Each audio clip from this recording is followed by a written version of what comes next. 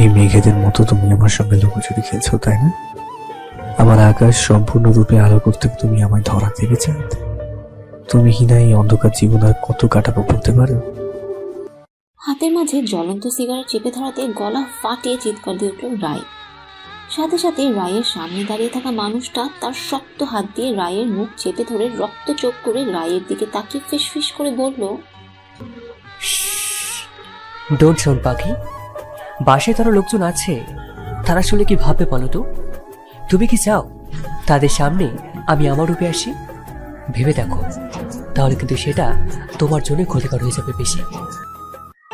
সামনের লোকটার এমন ফিসফিস কণ্ঠের কথা শুনে রায় নিজের হাতের ব্যথার কথা ভুলে ভয়ে কাঁপতে লাগলো।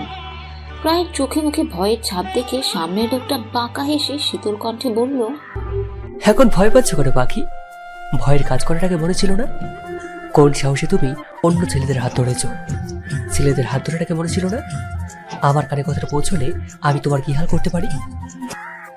কথাটা বলে চোখ মুখ শক্ত করে লোকটা রায়ের দিকে তাকালো। লোকটার কথার প্রতি উত্তরে রায় চুপ করে থেকে নীরবে চোখের জল ফেলছে। রায় কোনো কথা বলার সাহস পাচ্ছে না। রায়কে চুপ করে কান্না করতে দেখে লোকটা চেঁচিয়ে বলল, কান্না বন্ধ করে কথার উত্তর দে। তোর ওই ন্যাকা কান্না আমার মন গলাতে পারবে না। তোর ওই কান্না দেখলে আমার রাগ আরো দাউ দাউ করে বেড়ে যায়। তুই জানিস তুই আমার সম্পত্তি, তারপরেও তুই কিভাবে অন্য ছেলেদের হাত ধরে ঠেলাঠেলি করিস? উত্তর দে। শেষের কথাটা লোকটা পাশে থাকা ফুলদানিতে লাথি মেরে বলল। সাথে সাথে ফুলদানিটা নিচে পড়ে ভেঙে টুকরো টুকরো হয়ে গেল। তাতে যেন রায় ভয়ে আরো কেঁপে উঠল। রায় কাঁপা কাঁপা গলায় বলল, আমি কিছু করিনি, ওই লোকটাই। আর কিছু বলার আগে সামনের লোকটা রায়ের গাল চেপে ধরে চেঁচিয়ে বলল, তুই কিচ্ছু করিসনি। এমনিতে ছেলেটা তোর হাত ধরেছিল। আমার সামনে দাঁড়িয়ে আমার সাথে মিথ্যা বলতে তোর মুখ কাঁপলো না? যে মুখ দিয়ে মিথ্যা বলার সাহস দেখিয়েছি, সেই মুখ আমি আজকে। আর কিছু বলার আগে সামনে থেকে দীপা বেগমের চিন্তিত কণ্ঠে ভেসে এলো, কি হয়েছে ফাহাদ বাবা? এত উত্তেজিত হচ্ছিস কেন? দীপা বেগমের কথা শুনে ফাহাদ রায়ের গাল ছেড়ে দিয়ে তার দিকে রাগী চোখে তাকালো। তাতে দাঁত চেপে রাগী গলায় বলল, জানো না আমি আমার কথা বলার মাঝে কথা বলা পছন্দ করি না? কথাটা বলে সজোরে দেয়ালে এক লাথি মেরে দাঁড়িয়ে ফসতে লাগলো। ফাহাদের ব্যবহারে দীপা বেগম ভয় শুকনো ঢোক গিলে ফাহাদের পিঠে হাত বুলাতে বুলাতে নরম গলায় বলল, কি হয়েছে আমার বাবার? এমন করছে কেন আমার বাবাটা? ফুপির ভুল হয়ে গেছে বাবা, ফুপি সরি বলছে। আমার বাবাটা কি তার ফুপিকে ক্ষমা করবে না? সে কি তার ফুপিকে বলবে না তার কি হয়েছে? দীপা বেগমের কথায় ফাহাদ কিছুটা দমে গেল। কিছুক্ষণ সাপের মতো ফোঁস করে লম্বা একটা নিঃশ্বাস ফেলে রায়ের দিকে রক্তচক্ষু করে তাকিয়ে রাগী গলায় নালিশের সুরে বলল, আমাকে জিজ্ঞাসা করছো কেন ফুপি? তোমার এই আদরের দুলালি মেয়েকে জিজ্ঞাসা করো কি করেছে ও। ইচ্ছে করছে তো ওকে এখানে জ্যান্ত পুঁতে ফেলি। ফাহাদের কথা শুনে দীপা বেগম রায়ের দিকে তাকিয়ে কর্কশ গলায় বলল, কি রে পোড়ামুখী, কি করেছিস তুই? রায় দীপা বেগমের দিকে অশ্রু ভেজা নয়নে তাকিয়ে বলল, কাকিমা আমি কিছু করিনি, ফাহাদ ভাইয়া আর কিছু বলার আগে দীপা বেগম রায়কে ধমক দিয়ে বলল, চুপ কর তুই, আমি তোর কোনো কথাই শুনতে চাই না। তোর ভুলের সাফাই আমার কাছে গাইতে হবে না। তুই এখনই ফাহাদ বাবার কাছে মাপ চেয়ে বল, যে ভুলই করছিস না কেন দ্বিতীয়বার আর করবি না। দীপা বেগমের কথা শুনে রায় মনে মনে তাচ্ছিল্যের হাসি হাসল। এসব তার কাছে নতুন না। দোষ না করলেও রায় তার কাকিমার কাছে সব সময় দোষী। রায় নিচের দিকে তাকিয়ে নীরবে কান্না করছে। রায়কে চুপ করে থাকতে দেখে দীপা বেগম ধমক দিয়ে বলল, কি রে, চুপ করে দাঁড়িয়ে রয়েছিস কেন? কথা কানে চাই না? মাপ চা ফাহাদ বাবার কাছে। রায় কাঁপা কাঁপা গলায় বলল, ভুল হয়ে গেছে, আর হবে না।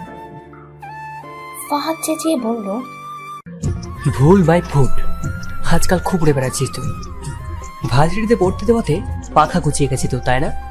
তোর পাখা কেটে কিভাবে ওরা বন্ধ করতে হয় তা আবার খুব ভালো করে জানা আছে। লাগবে না তোর পড়াশোনা করা। আজকে থেকে তোর বাসাতে বাইরে পা রাখা বন্ধ। ফুপি, দীপা বেগমকে উদ্দেশ্য করে বলছি, বিয়ের ব্যবস্থা করো, যত তাড়াতাড়ি সম্ভব আমি একে আমার কাছে বন্দি করতে চাই। কথাটা বলে রায়ের দিকে অগ্নিদৃষ্টি নিক্ষেপ করে গট গট করে ফাহাদ হেঁটে চলে গেল। ফাহাদের পিছু পিছু দিশা বেগমও সেখান থেকে চলে গেল। রায় এতক্ষণ নিজেকে শক্ত করে দাঁড় করিয়ে রাখতে পারলেও তারা রুম থেকে বের হতেই ধপ করে রায় ফ্লোরে বসে পড়ল। নিজের পোড়া হাতের দিকে তাকিয়ে চোখের পানি ফেলতে লাগলো। হাতের মধ্যে ভীষণ জ্বালাপড়া করছে, তার থেকে বেশি মনের মধ্যে রক্তক্ষরণ হচ্ছে। কি থেকে কি হয়ে গেল রায় নিজেও বুঝতে পারছে না। ফ্ল্যাশব্যাক। ক্লাসরুমে তাড়াহুড়ো করে ঢুকতে নিয়ে হাতের ব্যাগে টান অনুভব করতেই দাঁড়িয়ে গেল রায়। ঘাড় ঘুরিয়ে পিছন দিকে তাকাতেই রায়ের চোখ বড় বড় হয়ে গেল, কেননা একটা ছেলে রায়ের ব্যাগ পেছন থেকে টেনে ধরে দাঁড়িয়ে আছে। রায় মাথা উঁচু করে ছেলেটার চেহারার দিকে তাকাতেই রায় চমকে উঠল। সাথে সাথে মনের মধ্যে ভয় এসে ভিড় জমালো। রায় আশেপাশে চোখ বুলিয়ে দেখে নিল ফাহাদের লোকেরা কেউ আছে কিনা। যদি কেউ রায়কে অন্য ছেলের সাথে কথা বলতে দেখে আর সেটা যদি ফাহাদের কানে যায় তাহলে রায়ের খবর আছে। রায় কাঁপা কাঁপা গলায় বলল, আমার ব্যাগ ছাড়ুন। ছেলেটা রায়কে মুচকে একটা হাসি উপহার দিয়ে বলল, এই যে মিস, তুমি কি সবসময় তাড়াহুড়োতে থাকো? না মানে কালকে তাড়াহুড়ো করে হাতে গিয়ে আমার সাথে ধাক্কা খেয়ে গেলে, পড়ে যেতে নিলে। ভাগ্যিস আমি হিরোর মতো তোমার হাতটা ধরে তোমাকে বাঁচিয়েছিলাম, তা না হলে তো তোমার আজকে আর ভার্সিটি আসা হতো না। ভাঙা কোমর নিয়ে হাসপাতালে বেঁধে পড়ে থাকতে হতো। তার জন্য তো একটা ধন্যবাদ পাওনা ছিলাম আমি। কালকে তো অখিতর মতো ধন্যবাদ না দিয়ে পালিয়েছিলে, আজকে অন্তত মিষ্টি করে একটা ধন্যবাদ দিয়ে যাও। ছেলেটার কথা শুনে রায়ের চোখ চড়ক গাছ। রায় গোল গোল চোখ করে ছেলেটার দিকে তাকিয়ে রইল। কালকে যেই ছেলে ইচ্ছে করে এসে রায়কে ধাক্কা দিয়ে মহান হতে হাত ধরে নিচে পড়া থেকে বাঁচিয়েছে, সেই ছেলেই আজ রায়ের সামনে এসে চেয়ে করে রায়ের কাছ থেকে ধন্যবাদ শুনতে চাইছে। আগের রায় হলে এতক্ষণে সে ছেলেটাকে কয়েকটা কড়া কথা শুনিয়ে দিত, কিন্তু রায়ের এখন কোনো ধরনের ঝামেলাই পছন্দ না। তাছাড়া কাল ফাহাদ ভার্সিটিতে ছিল না। কাল তো নিজের আর ছেলেটার ভাগ্য ভালো ছিল বলে দুজনেই ফাহাদের হাত থেকে বেঁচেছে, কিন্তু আজ তো ফাহাদ ভার্সিটিতে আছে। ভাগ্য কি আর প্রতিদিন বাঘের মুখ থেকে বাঁচতে সাহায্য করবে? রায় ছেলেটার হাত থেকে ব্যাগ ছাড়ানোর চেষ্টা করে বলল, ব্যাগ ছাড়ুন, আমার ক্লাসে দেরি হয়ে যাচ্ছে। ধন্যবাদ না দিলে ব্যাগ ছাড়ছি না। আগে মিষ্টি করে একটা ধন্যবাদ দাও, তারপর না হয় ব্যাগ ছেড়ে দেবো। ঝড়ের গতিতে ফাহাদ রায়ের সামনে এসে ছেলেটার হাত রায়ের ব্যাগ থেকে ছাড়িয়ে তীক্ষ্ণ চোখে ছেলেটার দিকে তাকিয়ে দাঁতে দাঁত চেপে বলল, ধন্যবাদটা না হয় আমি দিই, চলবে? ফাহাদের কাজে ছেলেটা ভ্যাবাচেকা খেয়ে গেল। ছেলেটা ফাহাদের হাত থেকে নিজের হাত ছাড়ানোর চেষ্টা করে বলল, কি আপনি এটা কোন ধরনের অসভ্যতা? এইভাবে আমার হাত ধরে রেখেছেন কেন? ছেলেটার কথা শুনে ফাহাদ অট্ট হাসিতে ফেটে পড়ল। সাথে থাকা তার লোকদের উদ্দেশ্য করে বলল, আরে দেখো না, ভদ্র মানুষ আমাকে সভ্যতা শেখাচ্ছে। তা ভদ্র মানুষ অচেনা মেয়েদের ব্যাগ ধরে টানাটানি করা, এটা কোন ধরনের সভ্যতা বলবেন প্লিজ? ফাহাদের কথা শুনে ছেলেটি কাচুমাচু করতে লাগলো। ফাহাদ ছেলেটির ভীত চেহারা দেখে পাকা একটা হাসি দিয়ে ছেলেটির কলার ঠিক করে দিতে দিতে ফিস ফিস করে বলল, যার দিকে হাত ধরানোর চেষ্টা করেছিস না, সে আমার সম্পত্তি। আমার জিনিস কেউ চোখ তুলে তাকালে তার চোখ আমি তুলে দিই। এবার বোঝ, তুই হাত ধরানোর চেষ্টা করেছিস, তোর কি হাল করবো আমি। ফাহাদের ঠান্ডা আওয়াজে থ্রেড খেয়ে ছেলেটি শুকনো ঢোক গিলে কিছু বলার জন্য মুখ খোলার আগেই ফাহাদ নিজের ঠোঁটে হাত রেখে বলল, এখানে কোনো কথা না, যা বলার পরে আরাম করে বলবে। দেখো না, সে কখন থেকে আমার পাখিটা দাঁড়িয়ে রয়েছে। আগে আমার পাখিটাকে একটু খালি দাঁড়ি করে নি, তারপরে না হয় তোমার কথা শুনবো। কি বলো পাখি? ফাহাদের কাজে রায় ভয়ে মৃদু কাঁপতে লাগলো। এই ইটের ছেলের জন্য যে তার কপালে আজ কত বড় শনি আছে তার বুঝতে বাকি নেই। রায় কিছু বলার আগে ফাহাদ রায়ের দিকে তীক্ষ্ণ দৃষ্টিতে তাকালো। ফাহাদের চোখ অসম্ভব লাল হয়ে রয়েছে। মনে হচ্ছে ফাহাদ চোখ দিয়ে রায়কে ভস্ম করে দিবে। ফাহাদ তার লোকদের চোখের ইশারায় ছেলেটিকে দেখিয়ে কোনো কথা না বলে রায়ের হাত ধরে টানতে টানতে নিয়ে যেতে লাগলো। বর্তমানে সব মনে হতেই রায় ডুকরে কেঁদে উঠল। রায় কান্নারত অবস্থায় বিড়বিড় করে বলতে লাগলো, আব্বু আম্মু কেন চলে গেলে তোমরা? কেন আমায় এই বিশাল পৃথিবীতে একা রেখে চলে গেলে? তোমাদের ছাড়া তোমাদের প্রিন্সেস ভালো নেই, একটু ভালো নেই। আমাকে তোমাদের কাছে নিয়ে যাও আব্বু আম্মু। আমার তোমাদের ছাড়া একা থাকতে খুব কষ্ট হচ্ছে। রায়ের পুরো নাম রাইজা ইসলাম, সবাই ছোট করে রায় বলে ডাকে। রায়ের বাবা মা 2 বছর আগে রোড অ্যাক্সিডেন্টে মারা গেছে। তারপর থেকে রায় তার চাচা চাচির কাছেই থাকে। রায়ের চাচা রহিম ইসলাম ব্যস্ত মানুষ, সারা দিন নিজের ব্যবসার পিছনে খাটাখাটনি করে তার দিন কাটে। অনেক রাতে বাসায় আসে, আবার খুব ভোরে বাসা থেকে বের হয়ে যায়, যার কারণে রায়ের সাথে সময় করে ভালো মতো দুটো কথাও বলতে পারে না। দীপা বেগমকে রায়ের দায়িত্ব বুঝিয়ে দিয়ে সে নিজের কাজে মগ্ন হয়ে থাকে। বউ সেজে নিজের রুমে বসে রয়েছে রায়, না চাইতেও চোখ দিয়ে গড়িয়ে পড়ছে নোনা জল। পৃথিবীতে নিজের এখন সব থেকে অসহায় মানুষ বলে মনে হচ্ছে তার। রায়ের কষ্টে বুক ফেটে যাচ্ছে, চিৎকার করে নিজের কষ্টটা কিছুটা হালকা করতে ইচ্ছে করছে তার, কিন্তু সে পারছে না, কেননা এখানে তার কান্না দেখার মতো কেউ নেই। আজ রায় আর ফাহাদের বিয়ে। রায় হাজার চেষ্টা করেও না বিয়েটা আটকাতে পেরেছে, আর না এখান থেকে পালানোর কোনো রাস্তা পেয়েছে। হঠাৎ লোডশেডিং হতেই একজন রায়ের রুমের মধ্যে ধরফড়িয়ে প্রবেশ করে। অন্ধকারে রুমে কারো উপস্থিতি বুঝতে পেরে রায় কিছুটা ঘাবড়ে গেল। ভীত কণ্ঠে বলে উঠল, কে কে?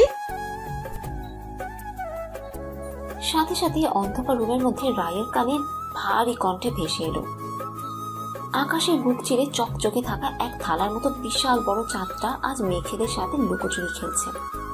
কখনো মেঘের আড়ালে ঢাকা পড়ছে, তো কখনো মেঘের আড়াল থেকে উঁকি দিয়ে নিজের রূপালী আলো পৃথিবীর বুকে ছড়িয়ে দিচ্ছে।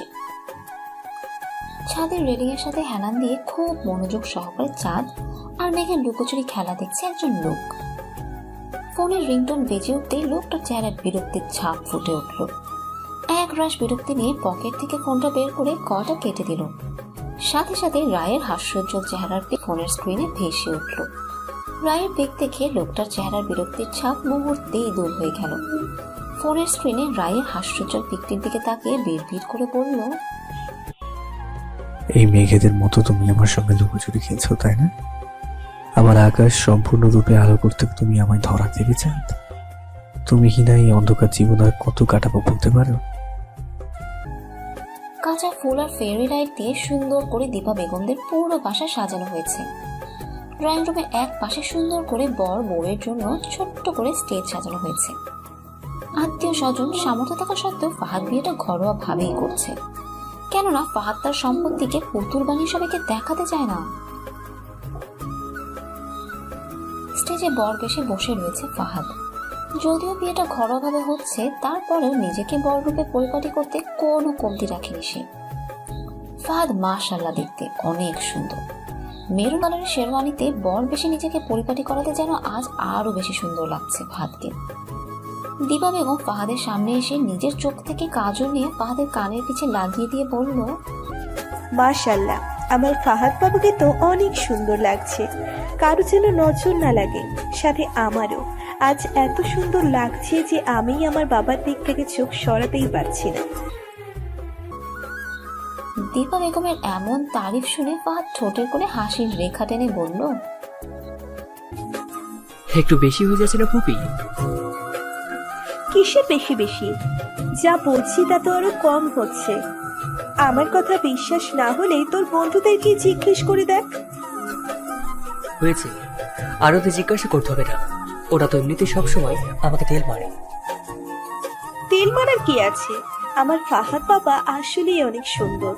সুন্দরকে কি এরা সুন্দর বলবে না? হয়েছে, তোমার আর আমার প্রশংসা করতে হবে না।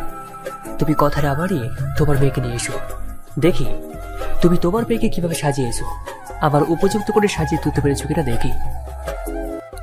ফাহাদের কথা শুনে ফাহাদের পাশে বসে থাকা ফাহাদের এক লোক দাঁত গিলিয়ে বলল,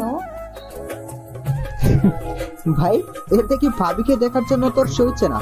এত উতলা হলে কেমন হইব রে ভাই? ভাবি তো আর পালিয়ে যাচ্ছে না। ফাহাদ লোকটার দিকে চোখ রাঙিয়ে তাকাতে লোকটা দমে গেল। হাসি থামিয়ে কাচুমাচু করে এদিক ওদিক তাকাতে লাগলো। সামনের বসে থাকা কাজীকে উদ্দেশ্য করে বলল, কাজী সাহেব, আপনার কাগজপত্র সব রেডি হয়েছে তো? ভাইয়ের তো না মানে কনেকে ডেকে আনবে। কাজী সাহেব নিজের চোখের চশমাটা বাম হাতের আঙ্গুল দিয়ে একটু উপরে উঠিয়ে বলল, আপনি ওনাকে ডেকে আনবেন। কাজী সাহেবের কথা শুনে ফাহাদ দীপা বেগমের দিকে তাকাতে দীপা বেগম মুচকি হেসে বলল, আমি মেয়েকে নিয়ে আসছি। কথাটা বলে এক মুহূর্ত দেরি না করে দীপা বেগম রায়ের রুমের দিকে পা বাড়ালো। রায়কে বধূরূপে এক নজর দেখার জন্য রায়ের পথে তাকিয়ে বসে ছটফট করছে ফাহাদ। অনেকক্ষণ অতিবাহিত হওয়ার পরও যখন রায়ের দেখা মিলল না, তখন ফাহাদ ধৈর্য ধরে বসে থাকতে না পেরে গলার আওয়াজ উঁচু করে দীপা বেগমকে ডাকতে লাগলো। ফাহাদের কাজে ফাহাদের লোকেরা হাসি মজা করতে লাগলো। ফাহাদ কেন যেন তাদের কাজে আজ রাগলো না, নিজের লোকদের টিস শুনে মিট করে হাসতে লাগলো। ফাহাদের বাজখাই গলার ডাক শুনে দীপা বেগম তড়িঘড়ি করে ফাহাদের সামনে এসে উত্তেজিত কণ্ঠে বলল, ফাহাদ বাবা, রায় বাড়িতে নেই। ও রুমের ওয়াশরুম, ব্যালকনিতে সব জায়গায় ভালোভাবে খুঁজছি, কোথাও রায়কে পাইনি। দীপা বেগমের কথা শুনে মুহূর্তের মধ্যে ফাহাদের হাসি মুখের চেহারার মধ্যে রাগ এসে ভিড় জমালো। ফাহাদ কিছুক্ষণ চুপ করে থেকে শীতল আওয়াজ করে বলল, ভালো করিসনি পাখি, কাজটা কিন্তু মোটে ভালো করিসনি। ফাহাদের শীতল কণ্ঠের কথা শুনে দীপা বেগম শুকনো ঢোক গেলে কাঁপা কাঁপা গলায় বলল, মনে হয় পালিয়েছে। নিস্তব্ধ রাস্তার এক কোণে ভয়ে জড়সড় হয়ে ঘেমেনে একাকার হয়ে দাঁড়িয়ে রয়েছে রায়। হাতে থাকা সেলফোনটির দিকে রায় বারবার একটা নাম্বার ডায়াল করছে, প্রতিবারই ভেসে আসছে, আপনি যে নাম্বারে কল করেছেন তা এই মুহূর্তে বন্ধ আছে। তখন রায়ের রুমে আগমন করা আগন্তুক লোকটি রায়ের বেস্ট ফ্রেন্ড ফাইজার হেল্প নিয়ে রায়কে পালাতে সাহায্য করেছে। ফাইজা রায়কে যেখানে এসে দাঁড়াতে বলেছে, রায় ঠিক সেখানে এসে ফাইজার জন্য অপেক্ষা করছে। এই যে মিস তাড়াহুড়ো, এত রাতে রাস্তার মাঝে দাঁড়িয়ে কি করছো? পিছন থেকে কথাটা কানে ভেসে আসতে রায় চমকে দিকে তাকালো।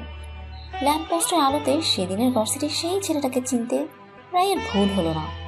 রায় ছেলেটিকে দেখে অবাক কণ্ঠে বলল, আপনি? ছেলেটি বাঁকা হেসে বলল, কেন, অন্য কাউকে আশা করেছিলে? ছেলেটির কথার প্রত্যুত্তরে রায় কোনো কথা না বলে শুকনো ঢোক গিলে ভয়ে ভয়ে কাঁচো করে দাঁড়িয়ে রইল। আর চোখে এদিক সেদিক তাকিয়ে পালানোর রাস্তা খুঁজতে লাগলো। এমনিতে বাসা থেকে পালিয়ে এসে ভয়ে রায়ের যান যায় অবস্থা, তার উপরে উটকো ঝামেলা। রায়ের মাথা কাজ করা যেন বন্ধ করে দিয়েছে, মাথা কেমন ভন ভন করে ঘুরছে। এই যে মিস তাড়াহুড়ো, ও সাজে তোমাকে কিন্তু দারুণ লাগছে। নিষ্পত রজনী বসে যে হাতে সেলফোন নিয়ে কৃতজ্ঞ চোখে এদিক ওদিকে তাকিয়ে কাকে খুঁজছো? তোমার আশিক কে? তা তোমার ওই পাগল আশিক কোথায়? বসে যে কি তার জন্য পালাচ্ছ নাকি তার থেকে? ছেলেটির কথায় রায় আরো ঘাবড়ে গেল। কপালে জমে থাকা বিন্দু বিন্দু ঘামগুলো হাতের উল্টো পিঠ দিয়ে মুছে রায় ঠায় দাঁড়িয়ে রইল। মনে মনে কিছুটা সাহস সঞ্চয় করে পরিস্থিতি মোকাবেলা করার জন্য নিজেকে তৈরি করতে লাগলো। ছেলেটি রায়কে ভিতরে দাঁড়িয়ে থাকতে দেখে মিট করে হেসে আফসোসে সুরে বলল, বিয়ের আসর থেকে আশিকের জন্য পালিয়েছে, অথচ তার আশিক আসেনি। চিন্তা করো না, তোমার আশিক আসেনি তো কি হয়েছে? সঙ্গী হিসাবে আমি কিন্তু খারাপ না। হবে নাকি আমার পথ চলা সঙ্গী? কথাগুলো বলে ছেলেটি বাঁকা হেসে রায়ের হাত ধরার জন্য হাত বাড়াতেই রায় নিজের হাতে থাকা সেলফোনটি ছেলেটির নাক বরাবর ছুঁড়ে মারল। রায়ের হঠাৎ আক্রমণে ছেলেটি নাক ধরে আর্তনাদ করে 2 কদম পিছিয়ে যেতে রায় তড়িঘড়ি করে সামনে পড়ে থাকা ভাঙা ইটটি হাতে তুলে নিল। ছেলেটি নাক টলতে বলল, কি করলে এটা? রায় 2 কদম পিছিয়ে বলল, এখন তো শুধু নাক ফাটিয়েছি, দ্বিতীয়বার আমার দিকে হাত বাড়ানোর চেষ্টা করলে মাথা ফাটাবো। ছেলেটি অবাক হয়ে বলল, একটু আগে না ভয়ে জড়সড় হয়ে দাঁড়িয়েছিলে, মুহূর্তের মধ্যে এত সাহস কোথা পেলে? একজন বৃদ্ধ হয়ে লোক মেয়েদের রূপ নাকি আকাশের মতো রং পাল্টায়। রায় রেগে কিছু বলার আগে রায়ের সামনে একটা গাড়ি এসে থামলো। গাড়ি থেকে দ্রুত ফাইজা নেমে এলো। ফাইজাকে দেখে যেন রায়ের কলিজায় পানি চলে এলো। রায় নিজের হাতে থাকা ভাঙা ইটটা ছেলেটার পায়ে ছুড়ে মেরে দৌড়ে গিয়ে ফাইজাকে জড়িয়ে ধরে ডুকরে কেঁদে উঠল। ফাইজা রায়কে আগলে ধরে চোখের পানি ছেড়ে দিল। রায়ের রুমের কোনো জিনিস তার জায়গা মতো নেই, সব কিছু এলোমেলো হয়ে রয়েছে। ফ্লোরের জায়গায় জায়গায় কাচের টুকরো ছড়িয়ে ছিটিয়ে রয়েছে। রায়ের রুমের এক কোণে ফাহাদ রণমূর্তি হয়ে দাঁড়িয়ে রয়েছে। ফাহাদের ডান হাত দিয়ে টক টক করে রক্ত গড়িয়ে পড়ছে, কিন্তু সেদিকে তার কোনো খবর নেই। সে তার সামনে পড়ে থাকা রায়ের একটি ছবির দিকে রক্ত চোখ করে তাকিয়ে রয়েছে। ফাহাদ রায়ের ছবিটা হাতে তুলে নিয়ে বিড়বিড় করে বলল, ভালো করিসনি পাখি, কাজটা কিন্তু মোটে ভালো করিসনি। আবার খাঁচা থেকে উড়ে পালানোর চেষ্টা করলে বড্ড ভুল করেছিস। উড়ে আর যাবি কোথায় বল? একদিন ঠিক তোকে খাঁচায় বন্দি হতেই হবে, তখন বুঝবি এই ফাহাদকে চিনিস। হাত মুখ বাঁধা অবস্থায় চেয়ারে বসে রয়েছে রায়। হাতের মধ্যে ছোট্ট একটা ছুরি নিয়ে তার সামনে হাঁটু কেড়ে বসে রয়েছে ফাহাদ। ফাহাদ ছুরিটার দিকে তীক্ষ্ণ চোখে তাকিয়ে ছুরিটা ঘোরাতে ঘোরাতে বলল, এটা দিয়ে কি করবো জান পাখি? ভাবছি এটা দিয়ে তোমার পাখা কাটবো। কথাটা বলে ফাহাদ রায়ের দিকে অগ্নি দৃষ্টি করে তাকালো। ফাহাদ রায়ের ভীতু চেহারা দেখে কোমল কণ্ঠে বলল, তুমি কি ভয় পাচ্ছ পাখি? আরে ভয় পাবার কি আছে? তোমার কি পাখা আছে বলো, যে আমি তোমাকে পাখা কাটবো? পাখা থাকলে তো তুমি উড়ে যেতে চাইছো, তাই না? আচ্ছা, তাহলে এটা দিয়ে কি করবো? পাখা নেই তো কি হয়েছে বলো, তোমার তো পা আছে, যেটা দিয়ে তুমি আমার কাছ থেকে পালিয়ে বেড়াও। এটা দিয়ে তাহলে তোমার পাটা কাটি, যাতে তুমি আমার কাছ থেকে পালাতে না পারো। কথাটা বলে এক মুহূর্ত দেরি না করে ফাহাদ রায়ের পায়ের পাতার উপর ছুরি চালিয়ে দিল। সাথে সাথে গড় গড় করে রক্ত গড়িয়ে পড়ল। ব্যথায় রায়ের চোখে পানি চলে এলো। ফাহাদ রায়ের কাটা পা নিজের হাত দিয়ে চেপে ধরে ফিসফিস করে বলল, কান্না বন্ধ করো পাখি, কান্না করছো কেন? পা ব্যথা করছে? জানো, আমারও পা ব্যথা করে, ঠিক এই খানটায়। রক্তাক্ত হাত দিয়ে নিচের বুকের বাম পাশে চেপে ধরে এই খানটায় না অনেক ব্যথা করে। যখন তুমি আমার কাছ থেকে পালিয়ে বেড়াও, আমায় কেন তো ভয় পাও তুমি? কি করেছি আমি? তুমি জানো না, তুমি আমার কাছ থেকে পালিয়ে বেড়ালে আমার কষ্ট, ভীষণ কষ্ট হয়। তারপরেও কেন পালিয়ে বেড়াস তুই? হ্যান্সার মি। কথাটা বলে ফাহাদ হাতে থাকা ছুরিটা দেয়ালের দিকে ছুঁড়ে মারল। ফাহাদ দু হাতে নিজের চুল টেনে ধরে পাগলের মতো আচরণ করতে লাগলো। রায় ফাহাদের এমন আচরণ দেখে ফুপিয়ে ফুপিয়ে কান্না করছে, সাথে ভয়ে ঠক ঠক করে কাঁপছে। ফাহাদ রায়ের গাল চেপে ধরে বলল, এই কান্না বন্ধ কর, তোর ওই মায়াবী চোখের পানি আমার একদম সহ্য হয় না। বল, আর কখনো আমার থেকে পালাবি? বল, পালাবি না? শেষের কথাটা ফাহাদ চেঁচিয়ে বলল। রাই ভয়ে ভয়ে উপর নিচে মাথা নাড়িয়ে না বলল। সাথে সাথে ফাহাদের মুখে হাসির রেখা ফুটে উঠল। ভাই, মিটু ফোন করেছিল, ভাবির কোনো খোঁজ পাইনি। ফাহাদ তার লোকের কথা শুনে ভাবনার জগৎ থেকে ফিরে এলো। চোখ মুখ শক্ত করে বিড়বিড় করে বলল, সেবার শাস্তিটা কম হয়ে গেছিল, তাই না বাকি? তাই তো এত তাড়াতাড়ি ভুলে গেল। এবার এমন শাস্তির ব্যবস্থা করব যা তুমি মৃত্যুর আগ পর্যন্ত মনে রাখবে। ব্যথায় কাতর হয়ে পা ধরে বসে রয়েছে ছেলেটি। ব্যথায় তার যান যায় যায় অবস্থা। রায় ইট ছোড়াতে ইট পায়ের বৃদ্ধাঙ্গুলি লেগে অনেকটা থেতলে ভিতর থেকে রক্ত জমা বেঁধে গেছে। ছেলেটির পাশে কোমরে হাত রেখে ছেলেটার দিকে চোখ রাঙিয়ে তাকিয়ে রয়েছে ফাইজা। রাইজু, ইটটা পায়ে না মেরে এই হাদারামের মাথায় মারলি না কেন? তাহলে এর সব বাচ্চামি মাথা থেকে বের হয়ে যেত। ফাইজার রাগী গলার কথা শুনে ছেলেটি ফাইজার দিকে তাকিয়ে কাতর কণ্ঠে বলল, ফাইজা, তুমি এইভাবে বলতে পারলে? ছেলেটির কথা শুনে ফাইজা তেজি গলায় বলে উঠল, বলতে পারলাম দেখেই তো বললাম, মাথা মোটা কাণ্ডজ্ঞানহীন লোক একটা। ছেলেটি অবাক কণ্ঠে বলল, আমি কি করেছি? ফাইজা ধমক দিয়ে বলল, চুপ, একটাও কথা না। আসছে আমার সাধু মানুষ, সে কি করেছে বলতে। তিহান, তুমি কি গো? হ্যাঁ, না মানে তোমার কি কোনো কাণ্ডজ্ঞান বলতে কিচ্ছু নেই নাকি? মেয়েটা কোন অবস্থা থেকে এখানে এসেছে সেটা তুমি জানো? তারপরেও কেন তুমি মেয়েটার সাথে মজা করতে গেছো? সেদিনের ভার্সিটিতে তোমার ওই মজার ফলে আজ মেয়েটার এই দশা। তারপরেও তুমি কিভাবে আবার এর সাথে মজা করো? ফাইজার বকা খেয়ে তিহান মাথা নিচু করে বসে রইল। তখন মজা করার সময় মাথায় কিছু না এলেও এখন সে ঠিক বুঝতে পারছে ওই রকম একটা পরিস্থিতির মধ্যে রায়ের সাথে মজা করা ঠিক হয়নি। ফাইজার কোনো কথাই যেন রায়ের মাথায় ঢুকছে না। রায় অবাক কণ্ঠে বলল, ফাইজু, উনি? রাইজু, এই হাদারামের গলায় বাবা আমায় ঝুলিয়েছে। আমি বুঝি না কি দেখে বাবা একে পছন্দ করেছে। সারাক্ষণ শুধু এর মাথায় দুষ্টুমি ঘোরে। রায় ফাইজার দিকে গোল গোল চোখ করে বলল, মানে এর সাথে? ফাইজা কপাল চাপড়ে বলল, হ্যাঁ রে বোন, হ্যাঁ, এই হাদারামই আমার বর, মিস্টার তিহান হাদারাম। আমার আসতে দেরি হবে দেখে একে পাঠিয়েছিলাম। কে জানতো যে এ তোকে ভরসা দেবার বদলে উল্টে দিয়ে আরো ভয় দেখাবে। তিহান ফাইজার দিকে তাকিয়ে মিনমিনে গলায় বলল, এইভাবে আমার সুইট শালের সামনে আমার বকা দিও না বউ। যা বলার পরে বাসায় গিয়ে বলো আমায়। আমারও তো একটা মান সম্মান আছে বলো, তা কি এইভাবে নষ্ট করা ঠিক? তিহানের কথাগুলো যেন ফাইজার রাগ বাড়ানোর জন্য আগুনে ঘি ঢালার মতো ছিল। ফাইজা তিহানের মাথার চুল টানতে টানতে বলল, পারছে না।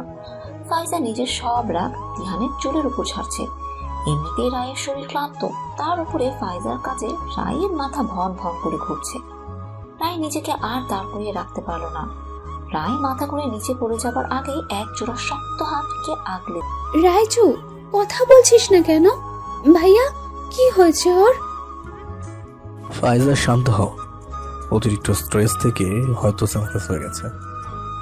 রিহান দাঁত কেড়ে হেসে বলল, সব বাত হে ভাই, তুই দেখি হিরোর মতো আমার শালিকা জ্ঞান হারিয়ে যাওয়ার আগেই নিজের বক্ষ পিঞ্জরে আগলে নিয়েছিস।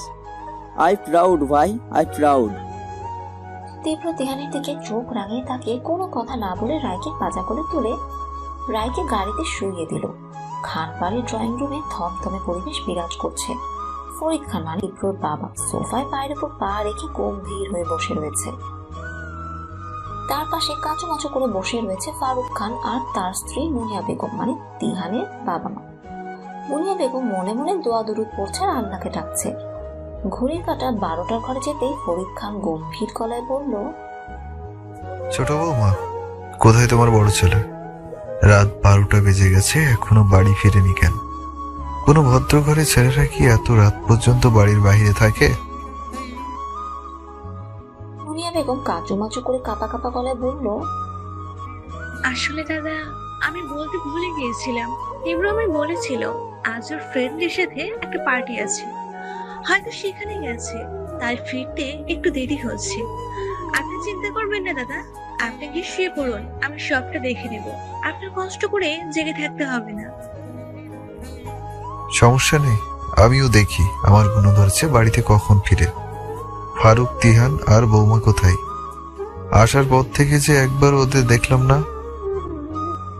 ফরিদ খানের কথা শুনে ফারুক খান শুকনো ঢোক গিলে বলল, দাদা ওরা তো। ফরিদ খান একটা দীর্ঘশ্বাস ফেলে বলল, ফারুক, আমি একটা সিদ্ধান্ত নিয়েছি। আমার লাগাম ছাড়া ছেলেটাকে ঘরবন্দি করার জন্য সবচেয়ে বড় উপায় হলো ওর বিয়ে। ছোট বৌমা, তুমি ওকে ছোট থেকে মায়ের আদর দিয়ে লালন পালন করেছ, কখনো মায়ের অভাব বুঝতে দাওনি, তাই কথাটা ওকে। মুনিয়া বেগম অবাক হয়ে বলল, তোমার সাথে তীব্রর বিয়ে দিতে চাই। রোমাকে আমি আমার বাড়ির পুত্রবধূ করতে চাই। মুনিয়া বেগম অবাক হয়ে বলল, দাদা, দুনিয়াতে এত মেয়ে থাকতে রুমাই কেন? তীব্র তো রুমাকে পছন্দ করে না। তাছাড়া মুনিয়া বেগমকে পুরো কথা শেষ করতে না দিয়ে ফরিদ খান হুঙ্কার দিয়ে বলে উঠল, কোনো কিন্তু নয়, এবার আমি ওর একটা কথা শুনবো না। তোমার ছেলে শুধু রুমা না, কোনো মেয়েকে তার পছন্দ না। দেবদাস হয়ে থাকার যে সিদ্ধান্ত নিয়েছে সে, তাই এবার ওর কোনো তাল বাহানাই চলবে না। কালকেই ওর সাথে রুমার বিয়ের পাকা কথা ঠিক করব। কাল যথাসময়ে রুমার পরিবার চলে আসবে। তোমার ছেলেকে বাড়িতে রাখার দায়িত্ব তোমার। তুমি যেভাবেই হোক ওকে বাড়িতে রাখবে। আর হ্যাঁ, এটাই আমার শেষ কথা। ফরিদ খানের কথা শুনে মুনিয়া বেগম ছল ছল চোখে তার স্বামী ফারুক খানের দিকে তাকালো। ফারুক খান সাথে সাথে মাথা নিচু করে ফেললো। কি বা বলবে সে? ছোট থেকে ভাইয়ের ছেলেকে নিজের ছেলের মতো লালন পালন করলেও কোনো অধিকার খাটিয়ে তার ভাইয়ের উপর দিয়ে কথা বলার সাহস তার নেই। কলিং বেলের শব্দ পেয়ে মুনিয়া বেগম দরজা খোলার জন্য উঠে দাঁড়ালো। দরজা খুলতেই দেখে তীব্র রায়কে কোলে নিয়ে দরজার সামনে দাঁড়িয়ে রয়েছে। তার পাশে ফাইজা দাঁড়ানো, পিছনে তিহান পা ধরে বসে রয়েছে। মুনিয়া বেগম গোল গোল চোখ করে তীব্রকে দেখে কিছু একটা ভেবে গলা ছেড়ে আওয়াজ দিয়ে বলল, দাদা দেখেছেন তীব্র বিয়ে করে বউ নিয়ে এসেছে। বেডের মধ্যে কাচুমাচু হয়ে বসে রয়েছে রায়। তার সামনে চেয়ারে বসে তীক্ষ্ণ চোখে রায়কে পর্যবেক্ষণ করে চলেছে ফরিদ খান। তার কিছুটা দূরে বাসার সকলে দাঁড়িয়ে রয়েছে। রায় বারবার আর চোখে ফাইজার দিকে তাকাচ্ছে। ফাইজা প্রতিবারই চোখ দিয়ে রায়কে আশ্বস্ত করছে। কি নাম তোমার? ফরিদ খানের গম্ভীর গলার কথা শুনে রায় এক পলক তার দিকে তাকিয়ে মাথা নিচু করে শুকনো ঢোক গিলে তটলিয়ে বলল, জি জি জি, আমার নাম রাইজা ইসলাম, ডাকনাম রাই। বাড়িতে কে কে আছে তোমার? ফরিদ খানের কথা শুনে রায় চুপ করে রইল। কি উত্তর দিবে সে? বাবা মা তো তাকে অনাথ করে অনেক আগেই চলে গেছে। চাচা চাচি থাকতেও তো আজ তারা নেই। রায়কে চুপ করে থাকতে দেখে ফরিদ খান আবার বলল, কি হলো, কথা বলছো না কেন? বাড়িতে কে কে আছে? রায় চোখের পানি ছেড়ে দিয়ে কাঁপা কাঁপা গলায় বলল, আমি অনাথ, আমার কেউ নেই। রায়ের কথা শুনে ফরিদ খান কিছুটা রাগ মিশ্রিত গলায় বলল, দুদিনের সম্পর্কের জন্য বাবা মা থাকতেও নিজেকে অনাথ দাবি করা কোনো বুদ্ধিমানের কাজ না।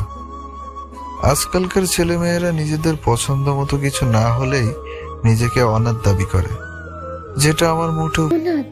ওর বাবা মা দুজনেই অনেক আগেই মারা গেছে। ফাইজার কথা শুনে ফরিদ খান মনে মনে একটু অনুতপ্ত হলো। রায়ের সম্পর্কে সব না জেনে সে রায়কে কথা শুনিয়ে দিল। যাদের বাবা মা না থাকে তাদের বাবা মার কথা জিজ্ঞাসা করলে যে করে। জি। ফরিদ খান তীব্রর দিকে তাকিয়ে বলল, তুমি কি বিয়েতে রাজি ছিলে না?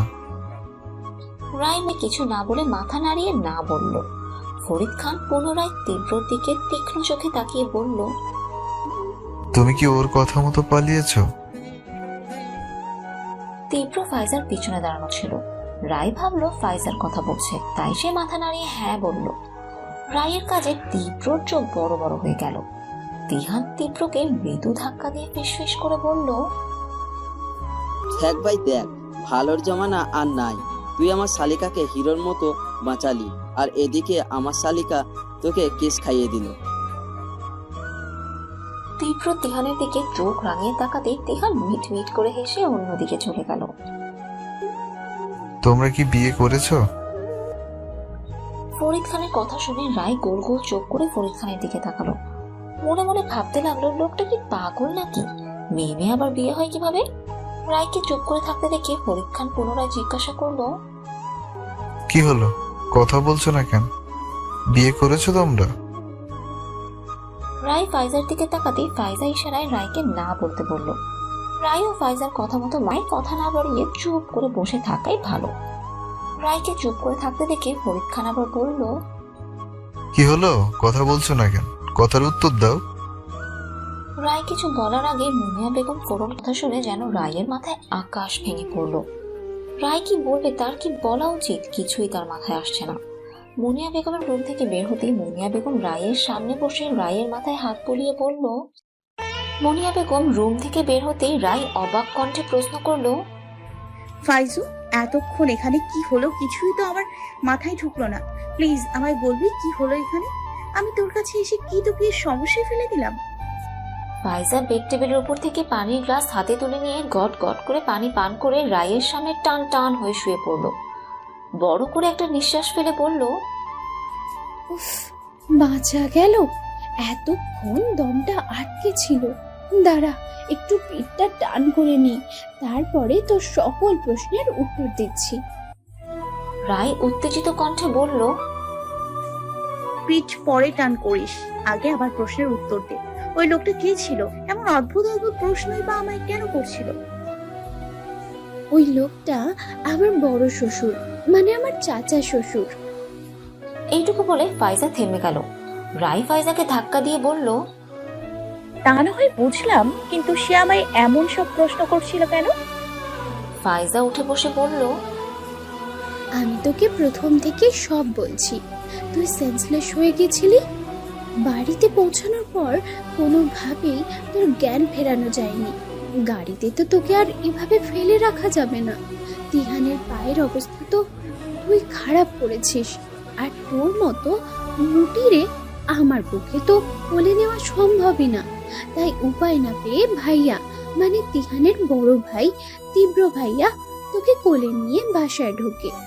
এত রাতে তীব্র ভাইয়াকে বউ বেশে একটা মেয়েকে নিয়ে বাসায় ঢুকতে দেখে বাড়ির সবাই মনে করে বসে ভাইয়া তোকে বিয়ের আসন থেকে তুলে নিয়ে এসেছে।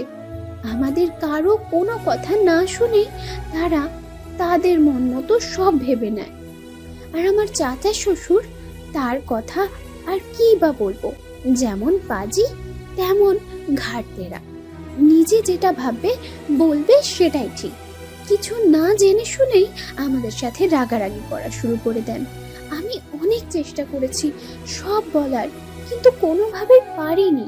শুধু এতটুকু বলতে পেরেছি, তুই আমার কলিজার টুকরা বেস্টু। আর কিছুই বলার সুযোগই পাইনি। সব শুনে রায়ের মুখটা মলিন হয়ে গেল।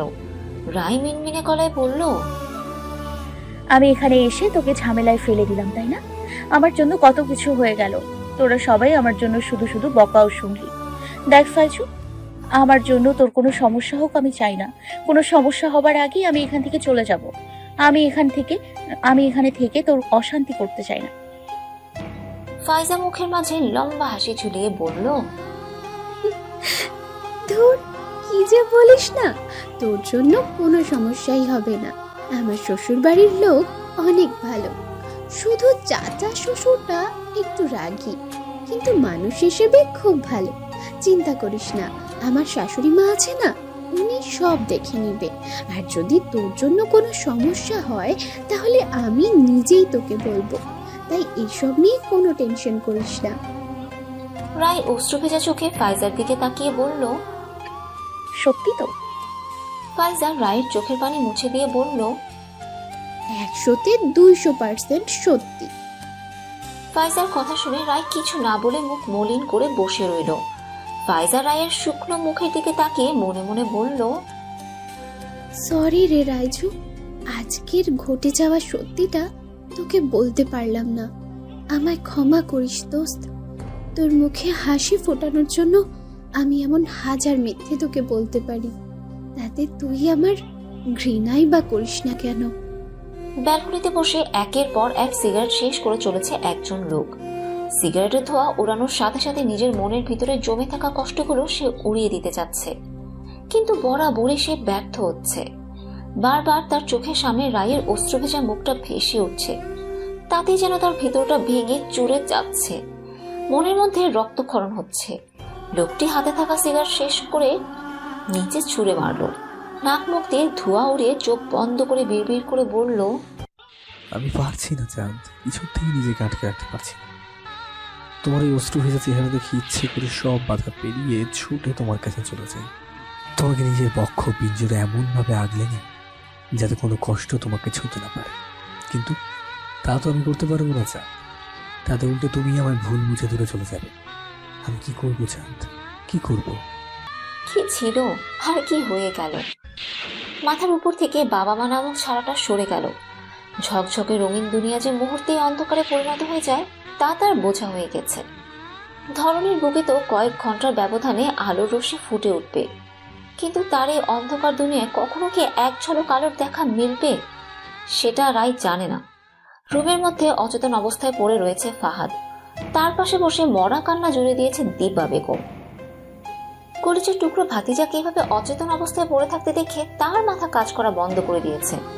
দীপা বেগম একটু পরপর ফাহাদের গালে হালকা চাপড় মেরে ফাহাদের জ্ঞান ফেরানোর চেষ্টা করছে। ও বাবা, ও আমার ফাহাদ বাবা, বাবা চোখটা খোল না বাবা, দেখ তোর ফুপি তোকে ডাকছে। একবার একটু ফুপিকে চোখ খুলে দেখ না বাবা, ও বাবা, চোখটা খোল না রে। তোকে এভাবে পড়ে থাকতে দেখে ফুপির অনেক কষ্ট হচ্ছে রে বাবা। প্লিজ বাবা, একবার চোখটা খোল বাবা। ফুপির কথাটা একটু শোন না বাবা। রাহিম ইসলাম রুম জুড়ে পায়চারি করছে আর ভাবছে কি করবে। একদিকে নিজের ভাইয়ের শেষ চিহ্ন তার ভাতিজি নিখোঁজ, আর অপরদিকে নিজের স্ত্রীর কলেজের টুকরো ভাতিজার করুণ দশা। সব দিকে টেনশনে যেন তার মাথা ভার হয়ে যাচ্ছে। তার উপরে একটু পরপর দীপা বেগমের মরা কান্নার কারণে মাথা খাটিয়ে কোনো উপায় বের করতে পারছে না। রাহিম ইসলাম দীপা বেগমকে এক রাম ধমক দিয়ে দীপা বেগম রাহিম ইসলামের কথা শুনে চটে গেল। রাগী গলায় বলল, এমন মরা কান্না জুড়ে দিয়েছো কেন? তোমার ভাতিজা কি মরে গেছে? আদিক্যাতা দেখলে আর বাঁচি না। একে দেখেই বোঝা যাচ্ছে মদ খেয়ে মাতাল হয়ে পড়ে রয়েছে। নেশা কাটলে দেখবে এমনিতেই উঠে যাবে। তোমায় আর কষ্ট করে ডাকতে হবে না। এদিকে বাড়ি মেয়ে নিখোঁজ, কি করব কিছুই মাথায় ঢুকছে না। কেন যে তোমার কথা শুনেই আধ পাগলা ছেলেটার সাথে মেয়েটার বিয়ে ঠিক করতে গেছিলাম। দিনকাল এমনিতেই ভালো না। মেয়েটা কোথায় আছে, কি করছে কে জানে। মুখ সামলে কথা বলো। আমার ফাহাদ বাবা খুব ভালো, বুঝলে? ও এইসব চাইপাশ গেলে না। তোমার এই মুখ পোড়া ভাতিজির রাগ আমার উপর না ছেড়ে তাকে খুঁজে তার উপর ছাড়ো। সে তো নিজের আশিকের হাত ধরে পালিয়েছে। তার জন্য তুমি যে কেন আদিক্ষেতা দেখাচ্ছ সেটাই তুমি বুঝতে পারছি না। আগেই বলেছি এই মেয়েকে বাসায় জায়গা দিও না। শোনোনি তো আমার কথা? এখন বেশ হয়েছে, তোমার মুখে চুনকালি মেখে পালিয়েছে। এবার দেখি সমাজে তুমি মুখ দেখাও কিভাবে। যত সব নিজে আদিক্ষেতা দেখিয়ে আমাকে বলছে আমি আদিক্ষেতা দেখাচ্ছি। রাহিম ইসলাম রাগ দেখিয়ে দীপা বেগমের সাথে কথা না বাড়িয়ে রুম থেকে বের হয়ে গেল। এর সাথে কথা বলতে গেলে যে এর তুলকালাম বাঁধিয়ে মাথা আরো খারাপ করে দিবে সেটা তার অজানা নয়। ফরিদ খানের মুখোমুখি দাঁড়িয়ে রয়েছে তীব্র। রাগে তার শরীর রিড়ি করছে। সকাল সকাল তীব্রকে রায়কে নিয়ে নানান কথা শুনিয়েছে ফরিদ খান। তার সাথে নতুন করে সুর তুলেছে আজই রায়কে তার বিয়ে করতে হবে। তীব্র নিজের রাগকে কন্ট্রোল করে স্বাভাবিক গলায় বলল, এটা কোনো কথা বাবা? আপনি আমাকে না জানিয়ে বিয়ের ব্যবস্থা করছেন? বিয়েতে আমার মতামত আছে কিনা সেটা একবারও জেনেছেন? তীব্রর কথা শুনে ফাহাদ খান হুঙ্কার দিয়ে বলল, আমি তোমার বাবা, তুমি আমার না। কি করব না করব তা আমার তোমার থেকে পারমিশন নিয়ে করতে হবে না। আমার যেটা ভালো মনে হচ্ছে আমি সেটা করছি। একটা মেয়েকে বিয়ের আসর থেকে উঠিয়ে নিয়ে এসেছো। মেয়েটা তোমার ভরসায় সব ছেড়ে বিয়ের আসর থেকে পালিয়েছে। তাকে বিয়ে না করে কি এভাবে বাসায় বসিয়ে রাখবে? একবারও ভেবে দেখেছো লোকে কি বলবে? আমাদের মান সম্মানের কি হবে? তুমি না হয় ছেলে মানুষ, কিন্তু রাই তো একটা মেয়ে। বিয়ের আসর থেকে পালিয়ে আসা মেয়ে যদি এভাবে তার প্রেমিকের বাসায় পড়ে থাকে তাহলে ভাবতে পারছো লোকে তাকে নিয়ে কি কি আজে বাজে কথা রটাবে? আমি বুঝতে পারছি না, যাকে বিয়ের আসর থেকে তুলে নিয়ে এসেছো তাকে তুমি বিয়ে করতে চাচ্ছ না কেন? তোমার কথা শুনে কেন যেন মনে হচ্ছে তুমি তাকে ধোঁকা দিতে যাচ্ছ। ভুলেও সেসব চিন্তা মাথায় এনো না, তাহলে তুমি ভুলে যাবা তুমি আমার ছেলে। আমার কাছে সব ভুলের ক্ষমা হলেও ধোঁকাবাজদের জন্য কোনো ক্ষমা নেই। আমি তোমাকে দুটো অপশন দিচ্ছি। এক, রাইকে আজ বিয়ে করবে, তা না হলে রাই যেখান থেকে এসেছে আমি নিজে গিয়ে রাইকে সেখানে দিয়ে আসবো। ফরিদ খানের কথা শুনে তীব্র মাথা নিচু করে দাঁড়িয়ে রইল। কি জবাবই দিবে সে? ফরিদ খান যা বলছে তা তো আর মিথ্যে নয়, বরং সেই সবাইকে মিথ্যে বলেছে। কোন মুখে তীব্র বলবে তার বাবাকে কেন সে রায়কে বিয়ে করতে চায় না? তীব্রর কাছে বিয়ে কোনো ছেলেখানা নয়। তীব্র চায় না কাগজ কলমে সাইন করে কাগজ কলমের বর বউ সেজে সব ঝামেলা মিটিয়ে নিতে। পরে ইচ্ছে হলে একসাথে থাকবে, না হলে যে যার রাস্তা দেখে নিবে। তীব্র নয় পরিস্থিতির শিকার হয়ে সব মেনে নিবে, কিন্তু রায় ভাববে তীব্র তাকে দয়া করে করুণা করে বিয়ে করছে। তাছাড়া বিয়ের মতো পবিত্র একটা সম্পর্ককে তীব্র দুজনের বিনা অনুমতিতে গড়তে চাচ্ছে না। আর রইল রায়কে তার বাসায় পাঠানো, সেটা তো কোনো ক্ষেত্রেই করা যাবে না। তীব্র চায় না দ্বিতীয়বার ওই আজাবখানায় গিয়ে রায় নিজের সুন্দর জীবনটা নষ্ট করুক। তীব্রর ভাবনার মাঝে ফরিদ খান বলে উঠল, তোমার ভাবাভাবি শেষ হলে ফ্রেশ হয়ে ড্রয়িং রুমে চলে এসো। কি করবে সেটা না হয় সবার সামনেই জানিও। ফরিদ খান দরজার দিকে পা বাড়াতেই তীব্র করুণ কণ্ঠে বলল, বাবা আমার কথাটা একটু শুন। আমি তীব্র আর কিছু বলার আগেই ফরিদ খান তীব্রর দিকে না ঘুরে তাকিয়ে গম্ভীর গলায় বলল, আমি তোমার কোনো কথাই শুনবো না তীব্র।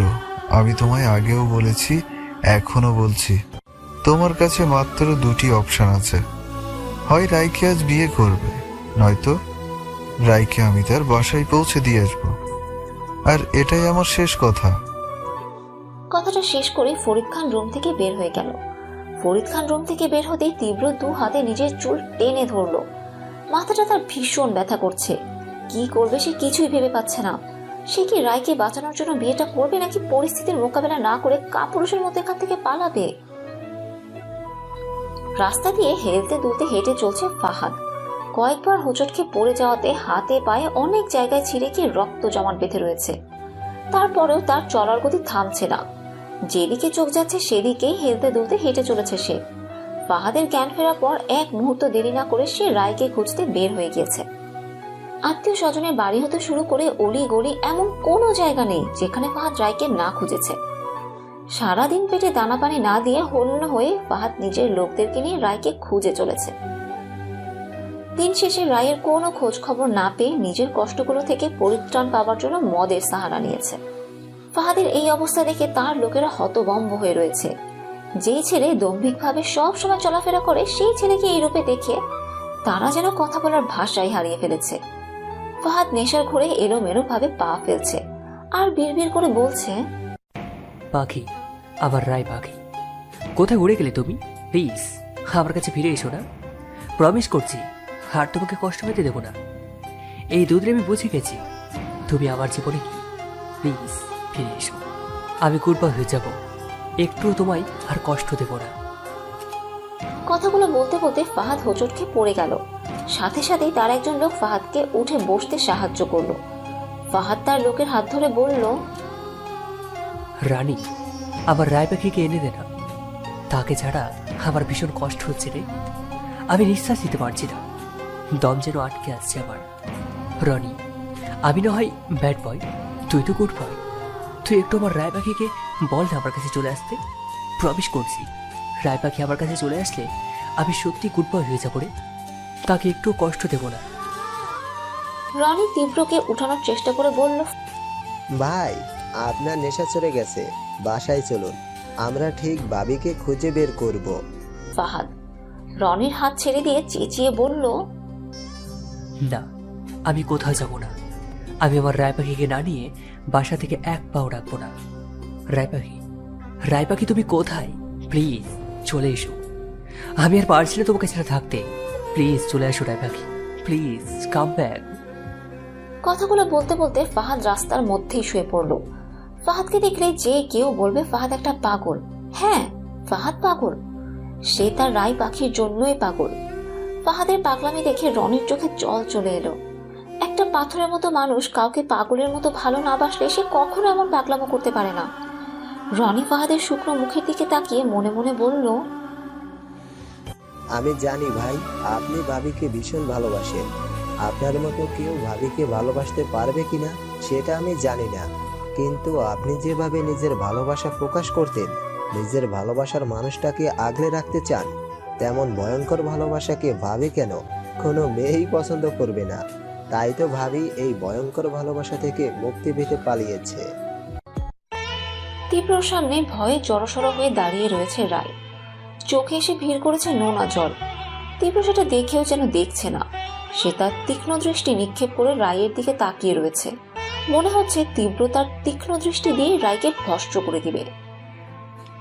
কাকে বলে বাসা থেকে বের হয়েছ? তীব্র শীতল গলার কথা শুনে রায় চোখ তুলে তীব্রর দিকে তাকালো, কিন্তু বেশিক্ষণ আর তীব্র ওই রাগী চোখের দিকে তাকিয়ে থাকতে পারলো না। কয়েক সেকেন্ড পরই সে চোখ নামিয়ে চুপ করে দাঁড়িয়ে রইল।